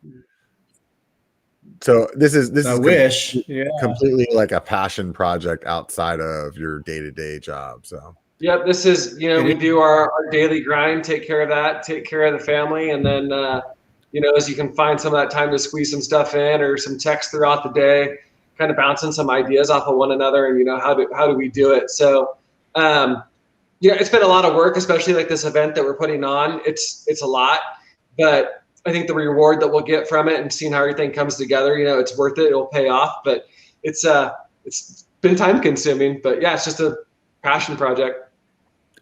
What kind of it really is. Go for it. Anything I was else? just going to agree with Don that, it's basically what it is. It's not something we ever started to put money in our pockets or, or anything like that. It was more just to connect with the community, really. Mm-hmm. What kind of advice would you give to somebody that wanted to start this? That's, some other place other than Northern California. Don't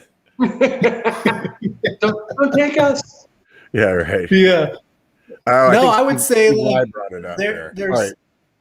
Just real quick. Yeah, He there's said, Lost Sierra Convergence. That's what it was called. Yes. That's right. Yep. Yeah, those guys. I was just the Adventure Outpost, I think, is their Instagram from what I found. But yeah, they have a pretty cool piece of property at Portola, I guess is where it's at. Okay. So we just threw a monkey wrench in there. So sorry. Back to the question was what advice that you guys would give to some people that wanted to start something like this in their town? I think that you just have to have that passion for other people. It can't just, it's not about yourself.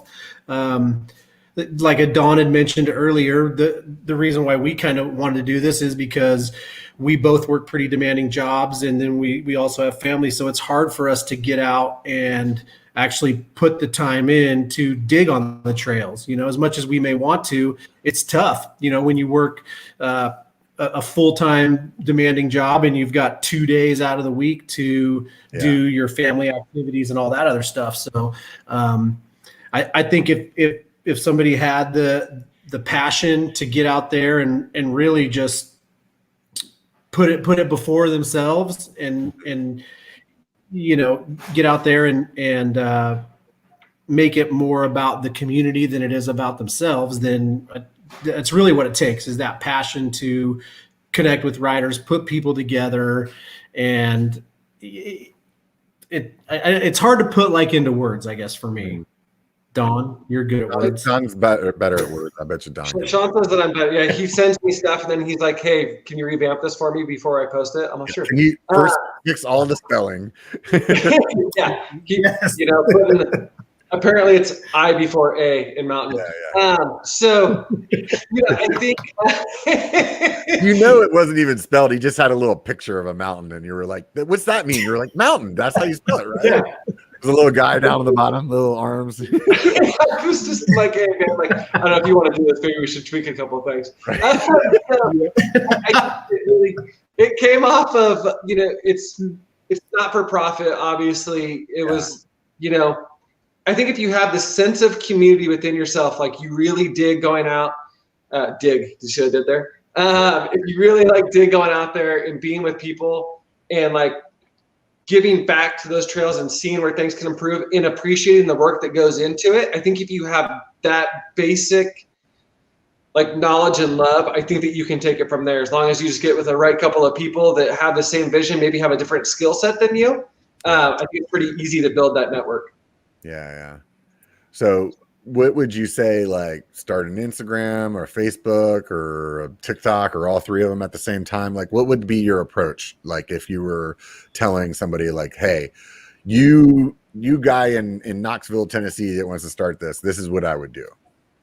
Yeah. I think you have to tune into a social. You immediately have to be able to reach the most people possible. Right. So for me, when I started, it was, you start your Instagram page, let's say, because that seems to be pretty popular. You can hashtag everything under the sun. And then if somebody in Knoxville, Tennessee typed in Knoxville MTB, all that stuff can come up. So that's kind of how it started for me, was hashtag Auburn, hashtag Nevada City, NorCal, whatever it is. And then all of a sudden people start, liking your posts or subscribing to your page or whatever it is, and messaging you and all that. And that's, I think it has to happen organically, but it comes down to you having the passion to make it work.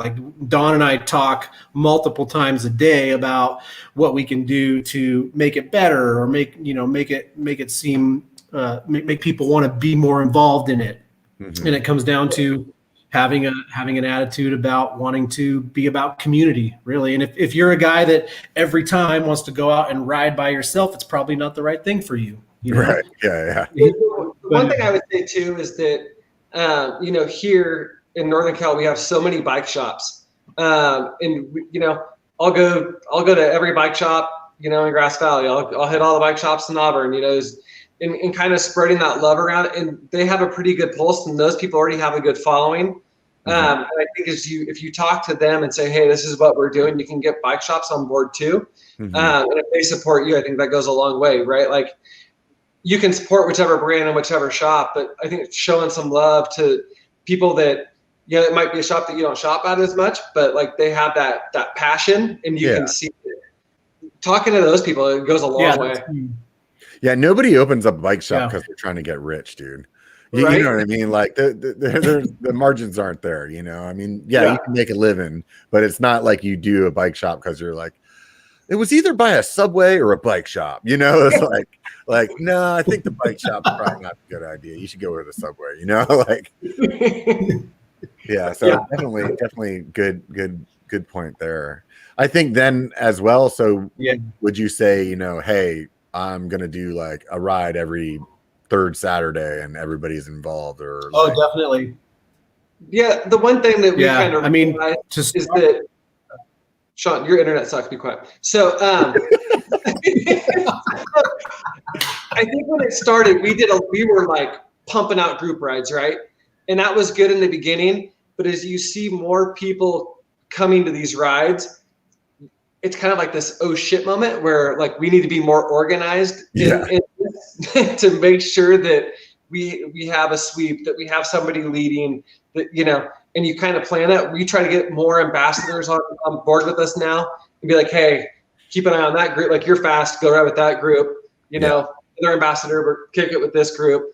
But it's definitely like when it blows up, it gets a little bit scary. I think group rides are great in the beginning, but you'll probably see the amount of group rides we go down, like where it's a big group ride. We'll do a shout out like, hey, we're going to be at Auburn on Saturday. If you want to ride, meet us at Confluence at 9. And if you want to show up, right? The other ones take a little bit more planning because we're trying to have stuff to raise money. We'll bring like the guy from, if Ryan from Fat Track, like bringing him with us, let him talk about like what it is that they're doing, and it kind of makes it a little bit better of a ride. It takes a little bit more planning. Yeah, for sure. You guys should set something up with those guys over there by Salmon Falls right now. They're like cutting in all that stuff, right? It's like the American River Conservancy. Yeah. They just bought all that land right behind the Darrington Trail. They're cutting in all kinds of trails back there. It's all legit. And they definitely would do well to have a organized kind of like trail work day, get people out there and turn some shovels and stuff like that. So, Ryan, obviously, Ryan's pretty involved with that, with Fat Track, and then all the other guys too. I know one of the guys from Mike's Bikes in Sacramento, Sam Brown. That guy's a digging fool. Yeah, dude, he's been out there like just busting his ass. And I know like some of the guys that probably listen to this podcast, follow Trail Peak. Some of those guys are out there digging too. Like, it's definitely a lot of work going into that system, and it's all legit trails.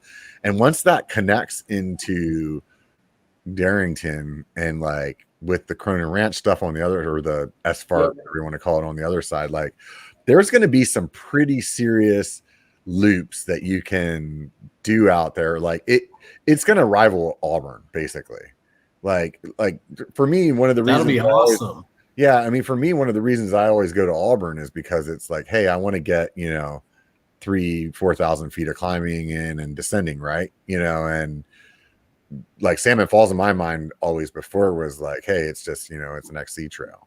But with what they're doing and the way that property is, like, you're going to be able to get you're going to be able to get some climbing in, and you're going to get some fun descents, and like, you got to be part of that though. I mean, like, it doesn't build itself, right? And those guys, like, as much as work Sam can do, and like Dane or whatever from Trail Peak, and those guys that are out there all the time, like, they're only a couple of people, so it sure helps.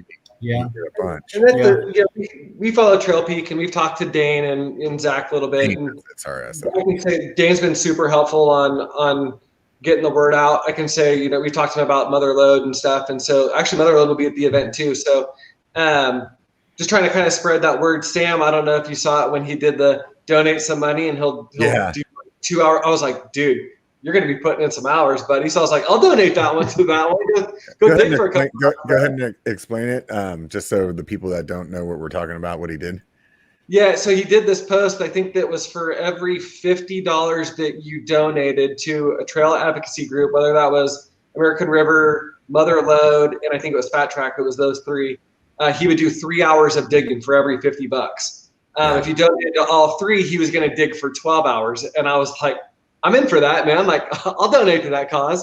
And then we sent it to him, and that guy, so he's just been out, like, he's been putting in the work, man. That guy's been putting in the work. Yeah, has. Dude, but good stuff, man. He's got his lady into it too. He said he got her out there, and after the first day she was out there, she was like, "That was really fun. Can we go tomorrow?" And he's like, "Yeah." Just throwing the cloud around, just right.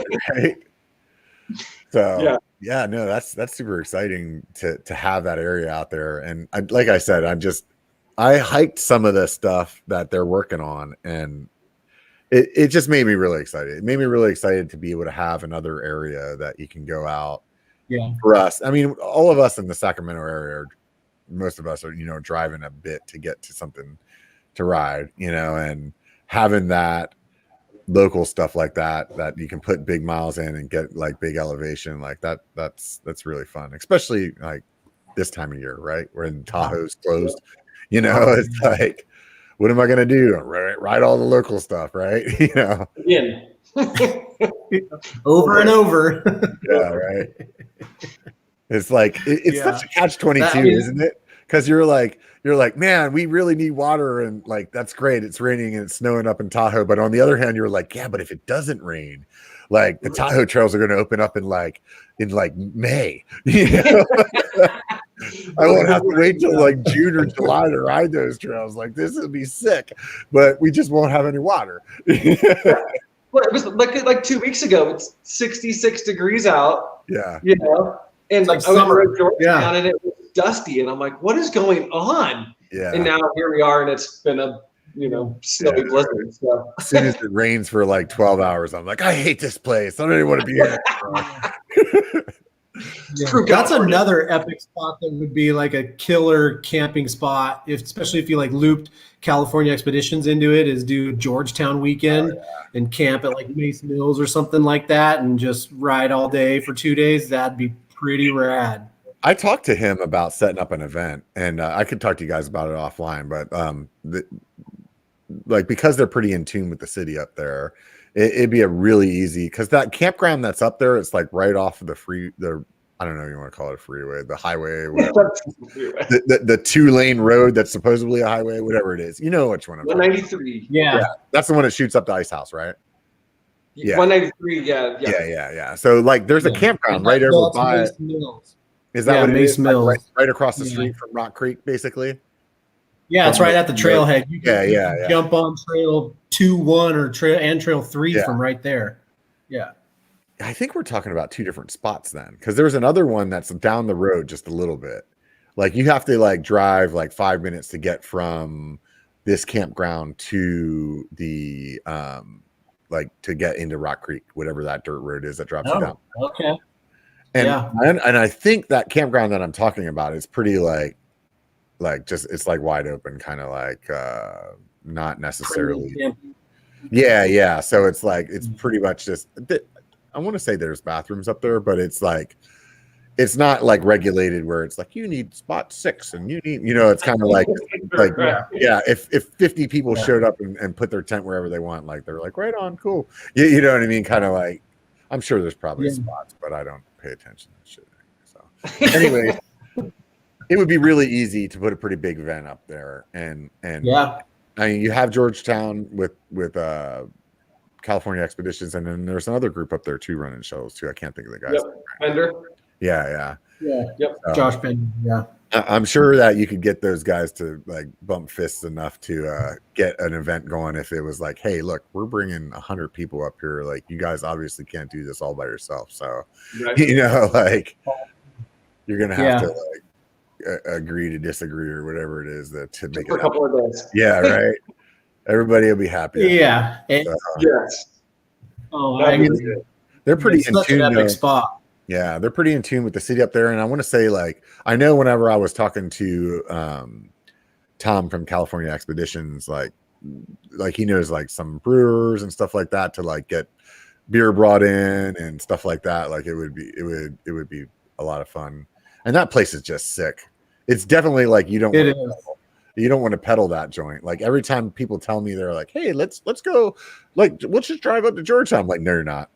Believe me, because I did that before. Like I went up and shuttled. Like I went up there and tried to make loops, and I was like, this is just the worst day of my life walking up this hill. That'd be horrible. Yeah. How many loops did you make before you called it a day? Right, all of them. Yeah, we posted that video of that Dawn put up on our YouTube page about it, and we got a bunch of messages like, "Hey, where can I go park and ride?" And we're like, "You can't. Just hook up with California Expeditions and make a day of it because you'll end up spending the night in the woods with your bike." Yeah. No, Don, I think the thing I did was like walked up Trail 1 and came down like 3-1 back to my truck down there at the what they call like the cold creek or whatever, like kind of like the cold spot down there. Yeah. Got back down there and I was like, I'm over this place, dude. Like, and I did that more than once. Like, up Trail 1 is not fun. Yeah, no, it's not. But any other way is just horrible too, right? So like, but you're going up that thing and it's like a wall straight up, and I'm just like, this is just ridiculous. I'm like, oh, it's gonna be fun to go down, And then there's another one. I think once you get up Trail 1, there's isn't there like a little campground or something up there? Yeah, like a little. That's Mace Mills. Yeah. That's Mace Mills. Yeah, and there's a trail that goes back there, like 3-2 or something like that. Goes back pretty far.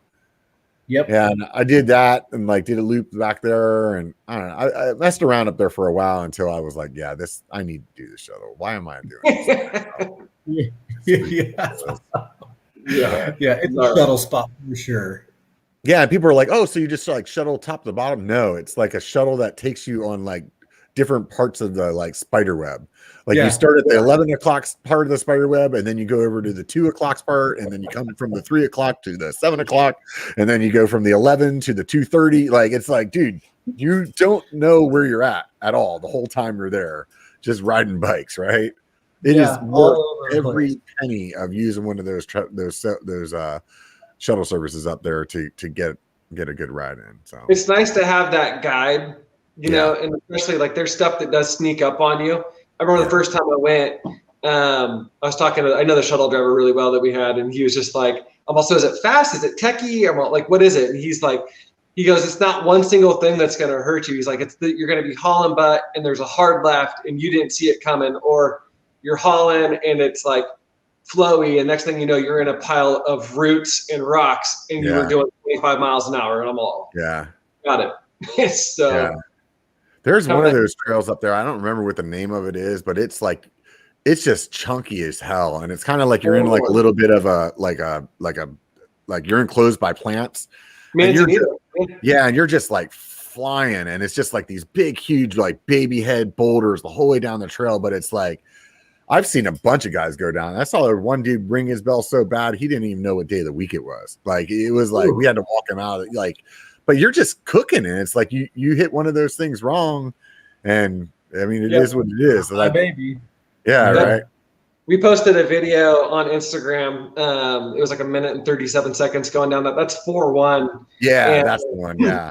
And I was in front. My buddy had my camera on, and I hit a rock and like went sideways, and then he ended up passing me. Luckily, I didn't crash, but got back online. I mean, and you can see we were just absolutely cooking it. I'm watching the video afterwards. I'm like, maybe we shouldn't have gone that fast. Right. When you see it on video and you're like, man, we were hauling ass, like it was really fast, because video like 9 times out of 10 makes you look like you're standing still, right? Makes everything look flat. You're like, you get back, you're home, you're like all stoked to watch the footage, and you're like, dude, it looks like I like freaking walked down a couple of stairs and that was it. Like, you don't use it, you throw it away. Yeah, you're like, this is garbage. That's like at least one nice thing about Granite Bay, those big rock rolls out there. You're like, at least it looks like I did something. It's the one good thing about Granite Bay. Yeah, right. The one good thing about Granite Bay. So that's the only thing I can come up with. What? What'd you say, Sean? Oh, I said I haven't spent much time out there. Yeah, it looks fun with some of that stuff.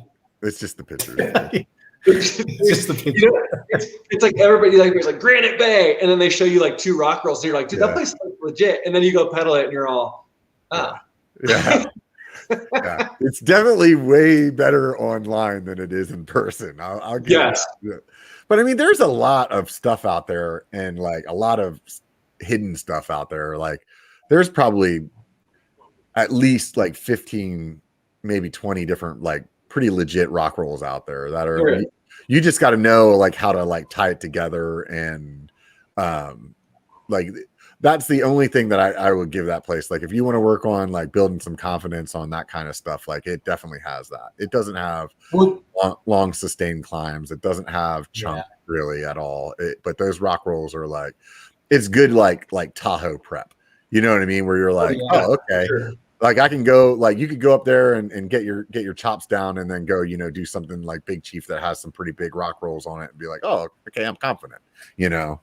Yeah. So you rode with Ashley out there on the e-bike, right? Yeah, I did. Yeah, that was crazy. So was that a different experience? Because I know Ashley has his Thursday night group rides he does out there, and from the videos I've seen, it looks like a blast. Oh, I'm sure it's fun. It definitely is. Like, especially then in that perspective where you're like not having to put as much effort into it, you know, because they do have climbs there, but they're like punchy. So the e-bike really helps with that, because it's like, instead of like where you would kind of learn, like blow your legs out pretty quick if you were trying to ride that fast, like, cause they're punchy, then the e-bike like really makes that fun, where it's like, you can do all this. Like there's a bunch of stuff that we rode that day the opposite direction that I would normally ride it, because it's like, well, it doesn't matter to ride it this way because you got the motor, right? But the one thing I will say about that is that was my first time like riding a legit e-bike. And my buddy that was on here earlier, Steve Y, I don't know if he's still on there. He had bought an e-bike a little while ago, and I had sent a message and was like, hey, so like, did that make you want to hang up your analog bike and like just ride that all the time? And he's like, no, it's different. It's like totally different. And at the time I like heard what he was saying, but I didn't quite like understand it.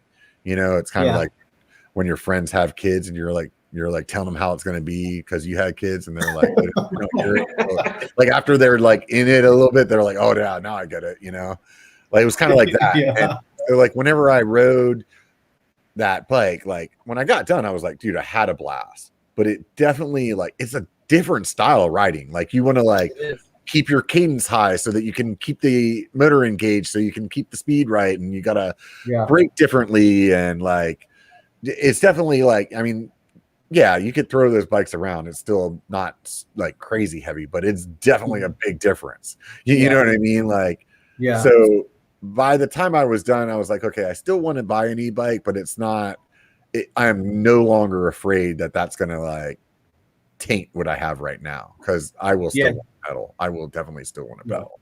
Right. Yeah.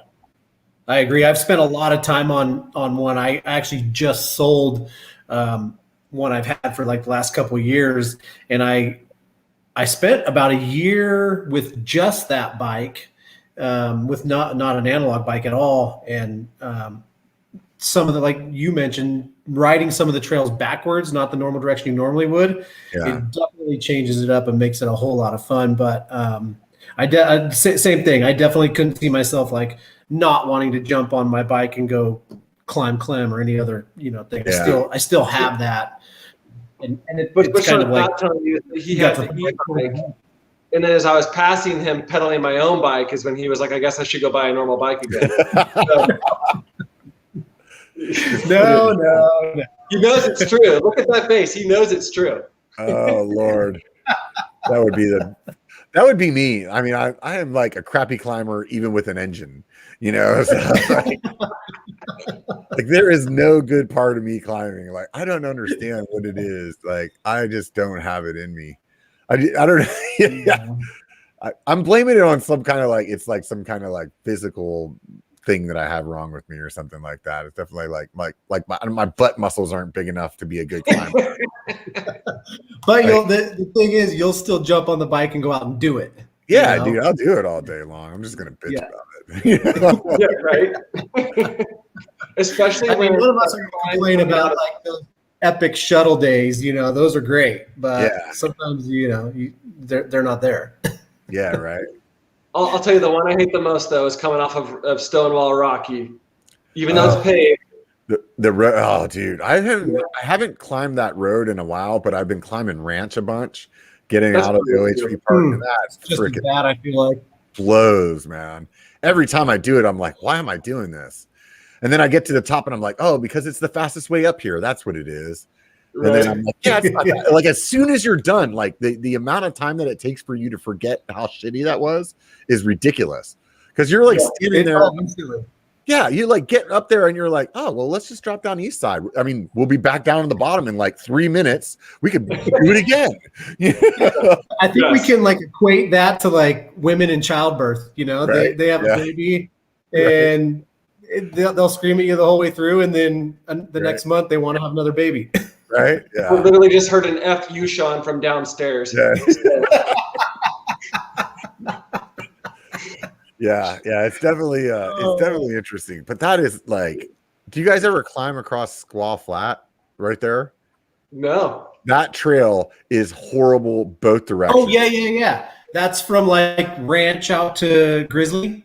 Yeah, over that way. Yeah. Yeah. Or you could come from like Forest Hill Divide back over to get to like East Side or something like that. Yeah, Don, we did that. Yeah. The first time I was like trying to because I always pop out of the connector and then jump on the road and climb up to Forest Hill Divide that way because I don't like climbing up connector. I feel like 2 reasons. A, the climb sucks. And B, like I just always feel like that guy whenever everybody's trying to like come down and have a good time. You're like, what are you doing right here? You know what I mean? So I always jump out on the road and I was like, oh, here I could just jump over and get some single track still. And then it's going to pop me right into Forest Hill Divide where I'm going to go anyway. Yeah. So I went out and I was like, this was the worst decision of my life. But the whole time I'm like, but I think the other way is going to be really fun. And then I did it the other way and I was like, no, this is horrible. Like it sucks both ways.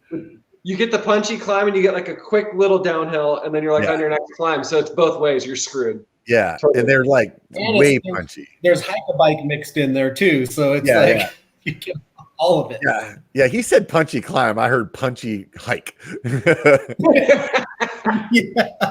Yeah. That works too. Yeah. I'm just sticking with the road, man. I'm not fucking so that's good stuff.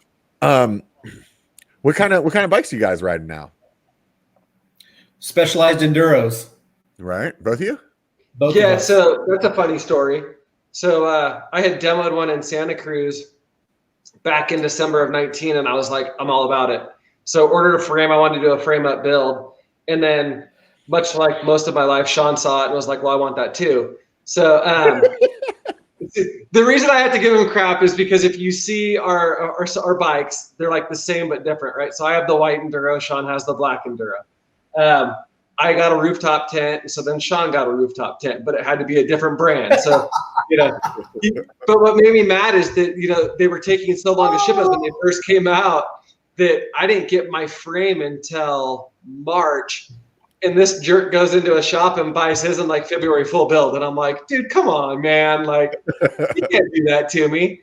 So, yeah, we're both on Enduros. And then I just got a Specialized Diverge for gravel riding just so I can get out and loop it from the house. Something easy. Nice. What is that? What kind of travel is on the squish bike that you guys have? 170 front and rear. It's a big boy. And it's a 29er? Yeah.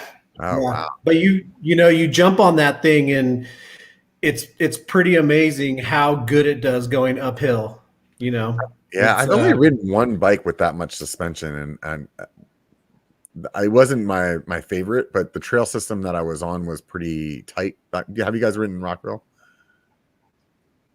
No, we haven't. I haven't. It's like you definitely need to be nimble there, and it's a lot of like really tight stuff. So to have a bike that's pretty long, it just wasn't the right bike for that trail system. But I will say, like, I'd like to go take something like that and like smash some of the stuff in the OHV park or something, because I just don't like coming down Rocky. I feel like a bike with 29ers and not much suspension, it must make Rocky just feel like amazing, right?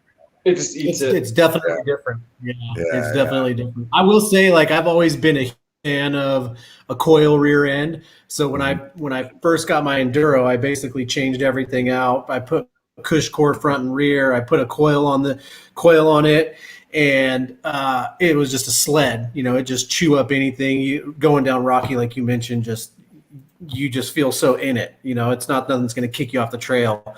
But there's definitely a trade-off when it comes to having a lighter bike that's more playful. You know, I rode Ashley's Mega Tower for like 3 days, and that's a big bike too. That's a 160 bike front and rear, and so it's not far off from our bike. But the way he had it set up, no cush core, no coil, air shock, and I was blown away how fun that bike was. But it was still handled everything right. So I knew like the Enduro is capable of that. And it really kind of felt how it felt when I demoed the bike. You know, that bike, I jumped on the Enduro and I was blown away how fast it went uphill, how fast it accelerated, and then how fast it everything else. But when I took it and built it the way I wanted to build it, it changed the bike and kind of took away that. So since I have taken out the cush cores, gotten rid of the coil, put an air shock back on it, and it's just it takes it back to that fun bike. It climbs better, it's lighter. It's you know, you jump on it, you'd be surprised how a big bike like that can actually do going up and then down as well. Yeah. Sean's motto is, I'm going to buy a bike and see how I can add 8 pounds to it to make it heavier than everybody else's e-bike. Right. I do that with my belly. I'm like, there we go. Guess I need carbon wheels now. Yeah, right. It's funny. Yeah, it's funny because we'll spend all this money to save a few grams, but I'm like, hey man, if you had one less candy bar, you could weigh a pound less, and it's like, you know, it saves you money. You didn't just spend $4,000 to save a couple. I always joke, man. I was like, dude, all I need to do is like, instead of buying like XTR components, you know, you just buy like XT, or like instead of buying the high end SRAM, you just get the GX and shave the beard, dude. You got the same amount of weight savings. Right. You're good to go, man. That's exactly right. Yeah, that's true. Sean goes the opposite way though. He's serious. Like he's all, I'm gonna add some weight here, add some weight there. Man, this bike. I mean, I heard him say that he likes squishy rear ends. That's what I heard. Yeah, right. I'll tell you this. Like what you said though, Sean, like I think everybody's done, or if you're new into mountain biking, you're going to do it at one time or another. You're going to change a bike because you think you're making it better and end up like completely removing the characteristics of what you liked about that bike. You know, or 100%. Or just little things where like back whenever I had like an old bike and I was just like doing the upgrade thing where you're like trying to make it better, you know, and it's like, oh, I'll put these wider bars on, I'll put this shorter stem on, I'll put this this wheel on or whatever. And next thing you know, you're like, this thing rides like crap. Like it was better whenever it was like built the way that it was engineered for. And then that's when you realize that these guys that are like actually engineering these bikes know what the hell they're doing. Cause you're like, no, I suck at this, you know? Right. Who would have thought? Yeah. Yeah. Right. You can make anything feel any way. It doesn't mean it's better. Yeah. You know? And I think some of it's like give or take. Like, honestly, like it's personal preference, you know? I will say that running cush core in my wheels, I really, really, really like it. Like, I think that, and 100% not because I'm trying to like rim protection. Like those guys, when I interviewed them, they're like, this is a side effect. Like what you buy cush core for is so that you can run lower pressure and have that stiff sidewall of your tire and your cornering. And the first time that you ride and you're like, you hit a corner, you're like, whoa, dude, like that was, wow. Like that really made a difference. You know, you're but the downside is then it makes your wheels heavier, you know? So like there's a trade-off. So I don't know. You go buy those bird spokes that I freaking interviewed that guy a couple weeks ago. Cut like a half a pound off and put the core in and you're in, dude. You know? That's crazy. Yeah, that stuff's crazy. All that stuff. Yeah. Dude, those spokes are something else too. I'm telling you, like you guys have met Richard from Stickered. Yeah. He's a big dude, right? I mean, he's like me, like, you know, 240, 250, something like that, like 6'2" or something, you know. That dude hits big, huge drops, and he's got those freaking string spokes in there, and it's like he's like he loves it, you know. And Really? like that to me was the thing that like sold me on those. Whenever like at least like to interview him, like not think it was just some gimmick. I was like, this dude is like shredding, you know, and he's not like, you know, like the 150-pound like shredding guy, you know, he's like my size shredding. I'm like, Yeah. if you're doing that and you got string spokes and it's okay, like obviously something's good with this, you know. Right. Yeah. I'll have to check them out. Yeah, definitely. But that, Yeah, I always ran like a double down. I hate flats. Dealing with a flat just sucks. So I always had the push core and the double down super heavy. Oh wow.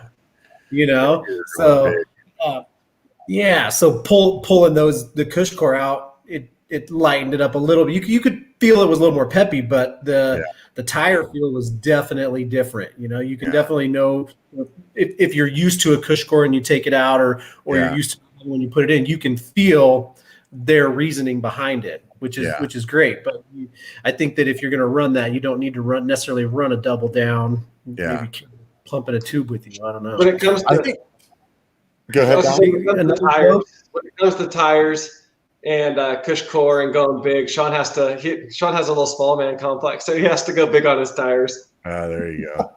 I'm just kidding, dude. You know I love you. Right.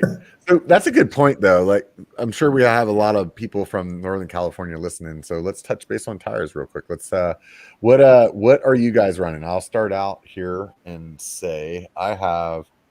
Is it Assegai? Is that how you say this? Freaking yeah. I have that up front, and I'm running that Minion SS in the back. And one of my buddies had that tire for a while, and I tried one of those low profile tires before, like that had, but it didn't. I don't think it had the big side knobs on it. So, and I had a horrible experience. Right? It was like an old. I did too the first time. I think it was like Kenda Slant 6 or something like that. I can't remember what it was, but like. So my buddy kept telling me about this tire, and I was like, dude, whatever. I'm not doing it. I'm a big guy. Like, those tires don't work for me. He's like, just try it. Finally, I just bought one. Holy crap, that's a good tire. Like, for a back tire, like, it rolls so fast, but it has that edge on it where it's like, I don't feel like I'm missing anything.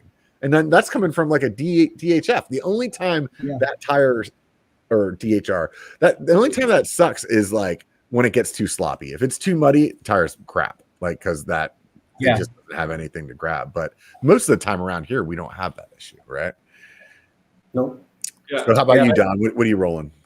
I am actually doing an Assegai right now, front and rear, off of a recommendation. And oh my gosh, that thing sucks to pedal. Oh, yeah. Right? It's just so grippy. Yeah. It's like sometimes I'm like, man, I think I got worse at like doing this bike thing up hills. But I think it's the tire. But I will say, I mean, you know how the front provides grip. Yeah. I'd almost say it's too much in the back sometimes, where when you want to kick that back end loose, it doesn't want to. So I'll change it up just because it's too grippy in the rear. I want something that rolls a little bit faster and doesn't quite have as much hook. I did a knobby nick in the front and the back once, and it was that same thing. It was like way too sticky. Like, I would go up like Clementine, it felt like I was riding through Velcro. You know, it was just like, this is freaking killing me. That actually is, I think, whenever I switch to some of these lower profile tires. How about you, Sean? Right now, I just had put on the new Specialized Butcher T9 in the front, and their new Eliminator T9 T7 in the rear. I've always been a fan of the Assegai tire. I love that tire in the front. So I would run that, and then I ran the same tire you have on right now, and I really did like that tire. It was great in summer, but when it came to any messy day out there, you know, it sucked, like you said. It doesn't. I was running the Assegai front, and then like a DHR2 in the rear, and we put these tires on.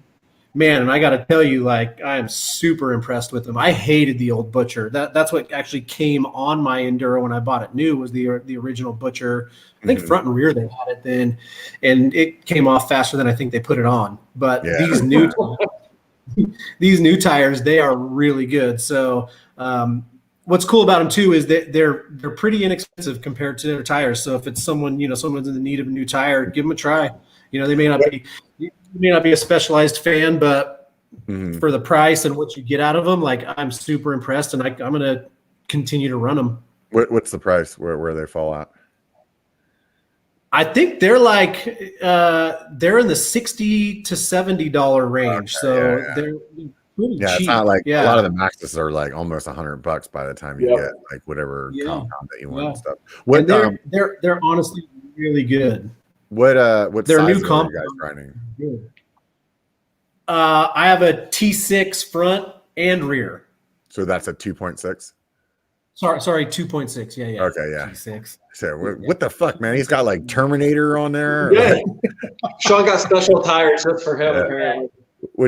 I think what I'll end up doing next time is because Victory Velo threw these on to let me try them out. They're like, hey, come check these tires out. So they threw them on, which is rad, and they turned out like I love them.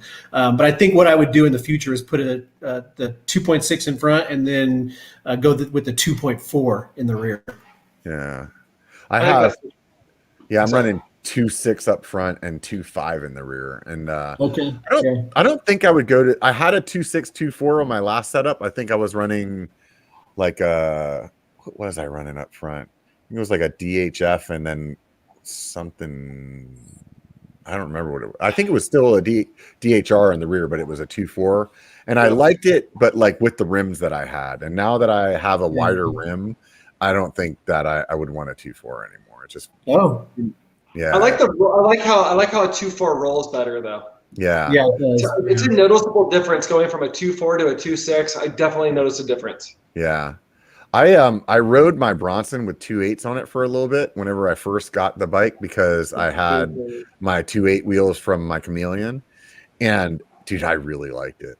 I really liked it. Yeah, I liked it a lot. Like I was running recons on it.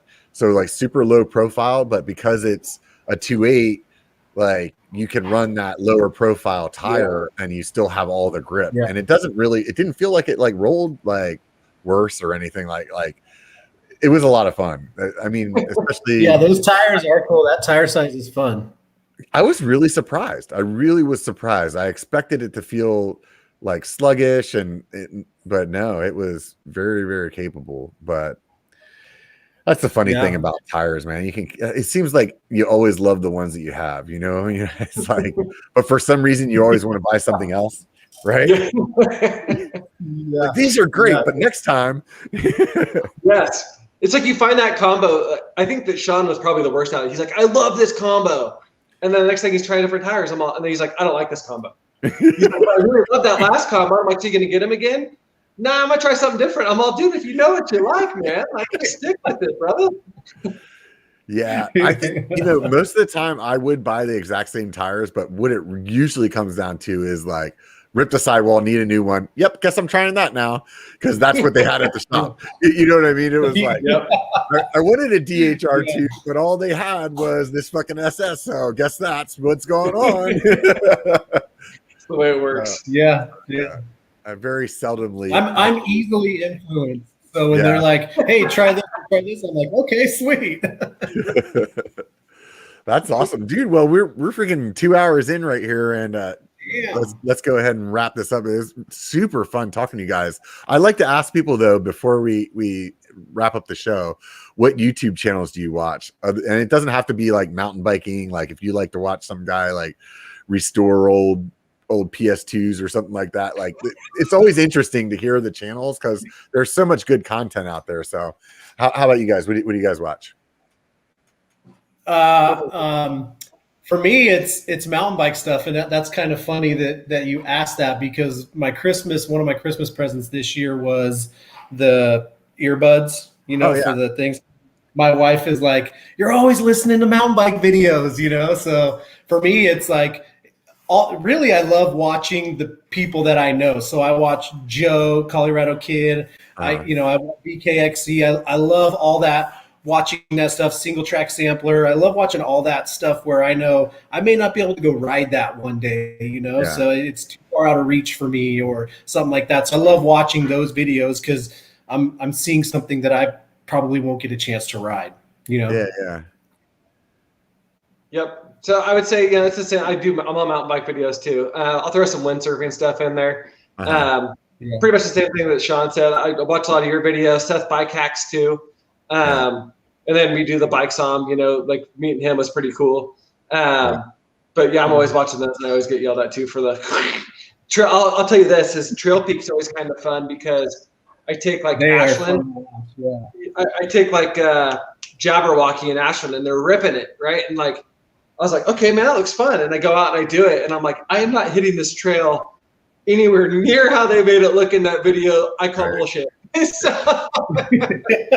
Those guys are so fast, man. Yeah. The first time that I saw their video in Auburn where they did like Culvert, Confluence, and I think they did like Stonewall Rocky too.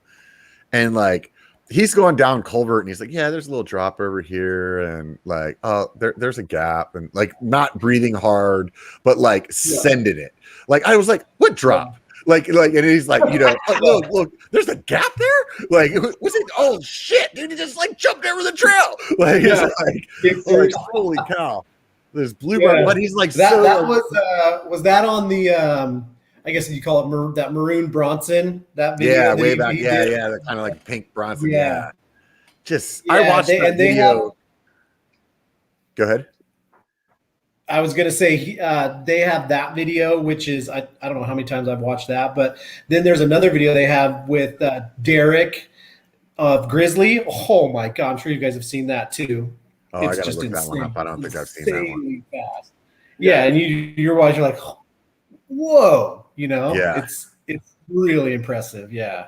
Big shout out to those guys for sure. I watched that first one with the Bronson over and over again. I was like, they have to be speeding this up. They have to be.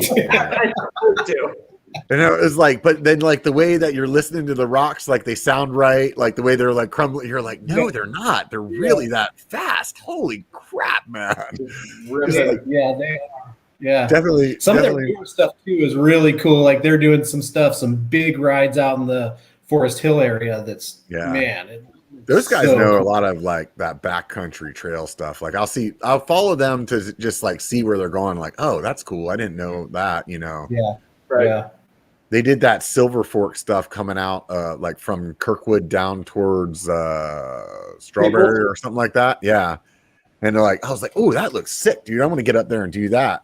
So anyways, hey man, thank you guys for being on the show, but even more so for doing what you're doing. Like, honestly, like this is such a cool thing that you guys have set up, that you're giving back to the community, that you got on here and shared the secrets so the guy in Knoxville can start his thing too. Like, do it.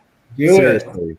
And hopefully, this year is shaping up that things get better and we can get all these events like lined up, and we can look into the future and have like this great community that you guys are helping build. So big kudos. If you guys are listening and whether you're watching on YouTube or you're listening here, definitely swing by one of their Instagram or their Facebook or apparently their TikTok, or they even have a YouTube channel. But I wouldn't start there. I would probably start with the Instagram. Don't start there. Don't start there. Yeah, you'll be like, never mind. These guys aren't really that great. So, no, seriously, it was great having you guys on. We suck at our YouTube channel. Anything you guys want to say in parting? I don't know if you guys. I hate putting people on a spot like that, but I'll say real quick. I just appreciate you having us on the show, man. Had a blast. Thanks for it. Yeah. Right on, man. And Sean said something, but his internet froze. So, but then, hey, I've had that. So get one of those. Oh yeah. So he's saying right now, for those of you guys that are listening, he's got the B1KER bottle opener, the credit card size one. Yeah, I like that thing. Obviously, biased, but if you guys want to pick one up and help support the channel, swing by BIKER.com, B1KER.com, and hit the shop up there. You can get that. Get a cool shirt, or you could go over to MTB Norcal.org, and you guys have some swag over there too, right? Yeah. We do. Sure. Socks, fenders, you name it. Right. And like they said, they're actually not putting the money into the beer fridge, i.e. their belly, like I am. They're actually turning the money over to the local trail organization. So take your pick. Help a fat guy stay fat, or help everybody else better trails. It's really up to you guys what you want to do. I'll say this. Remember one thing, guys. It only takes a bike to be a biker. So get out and be one.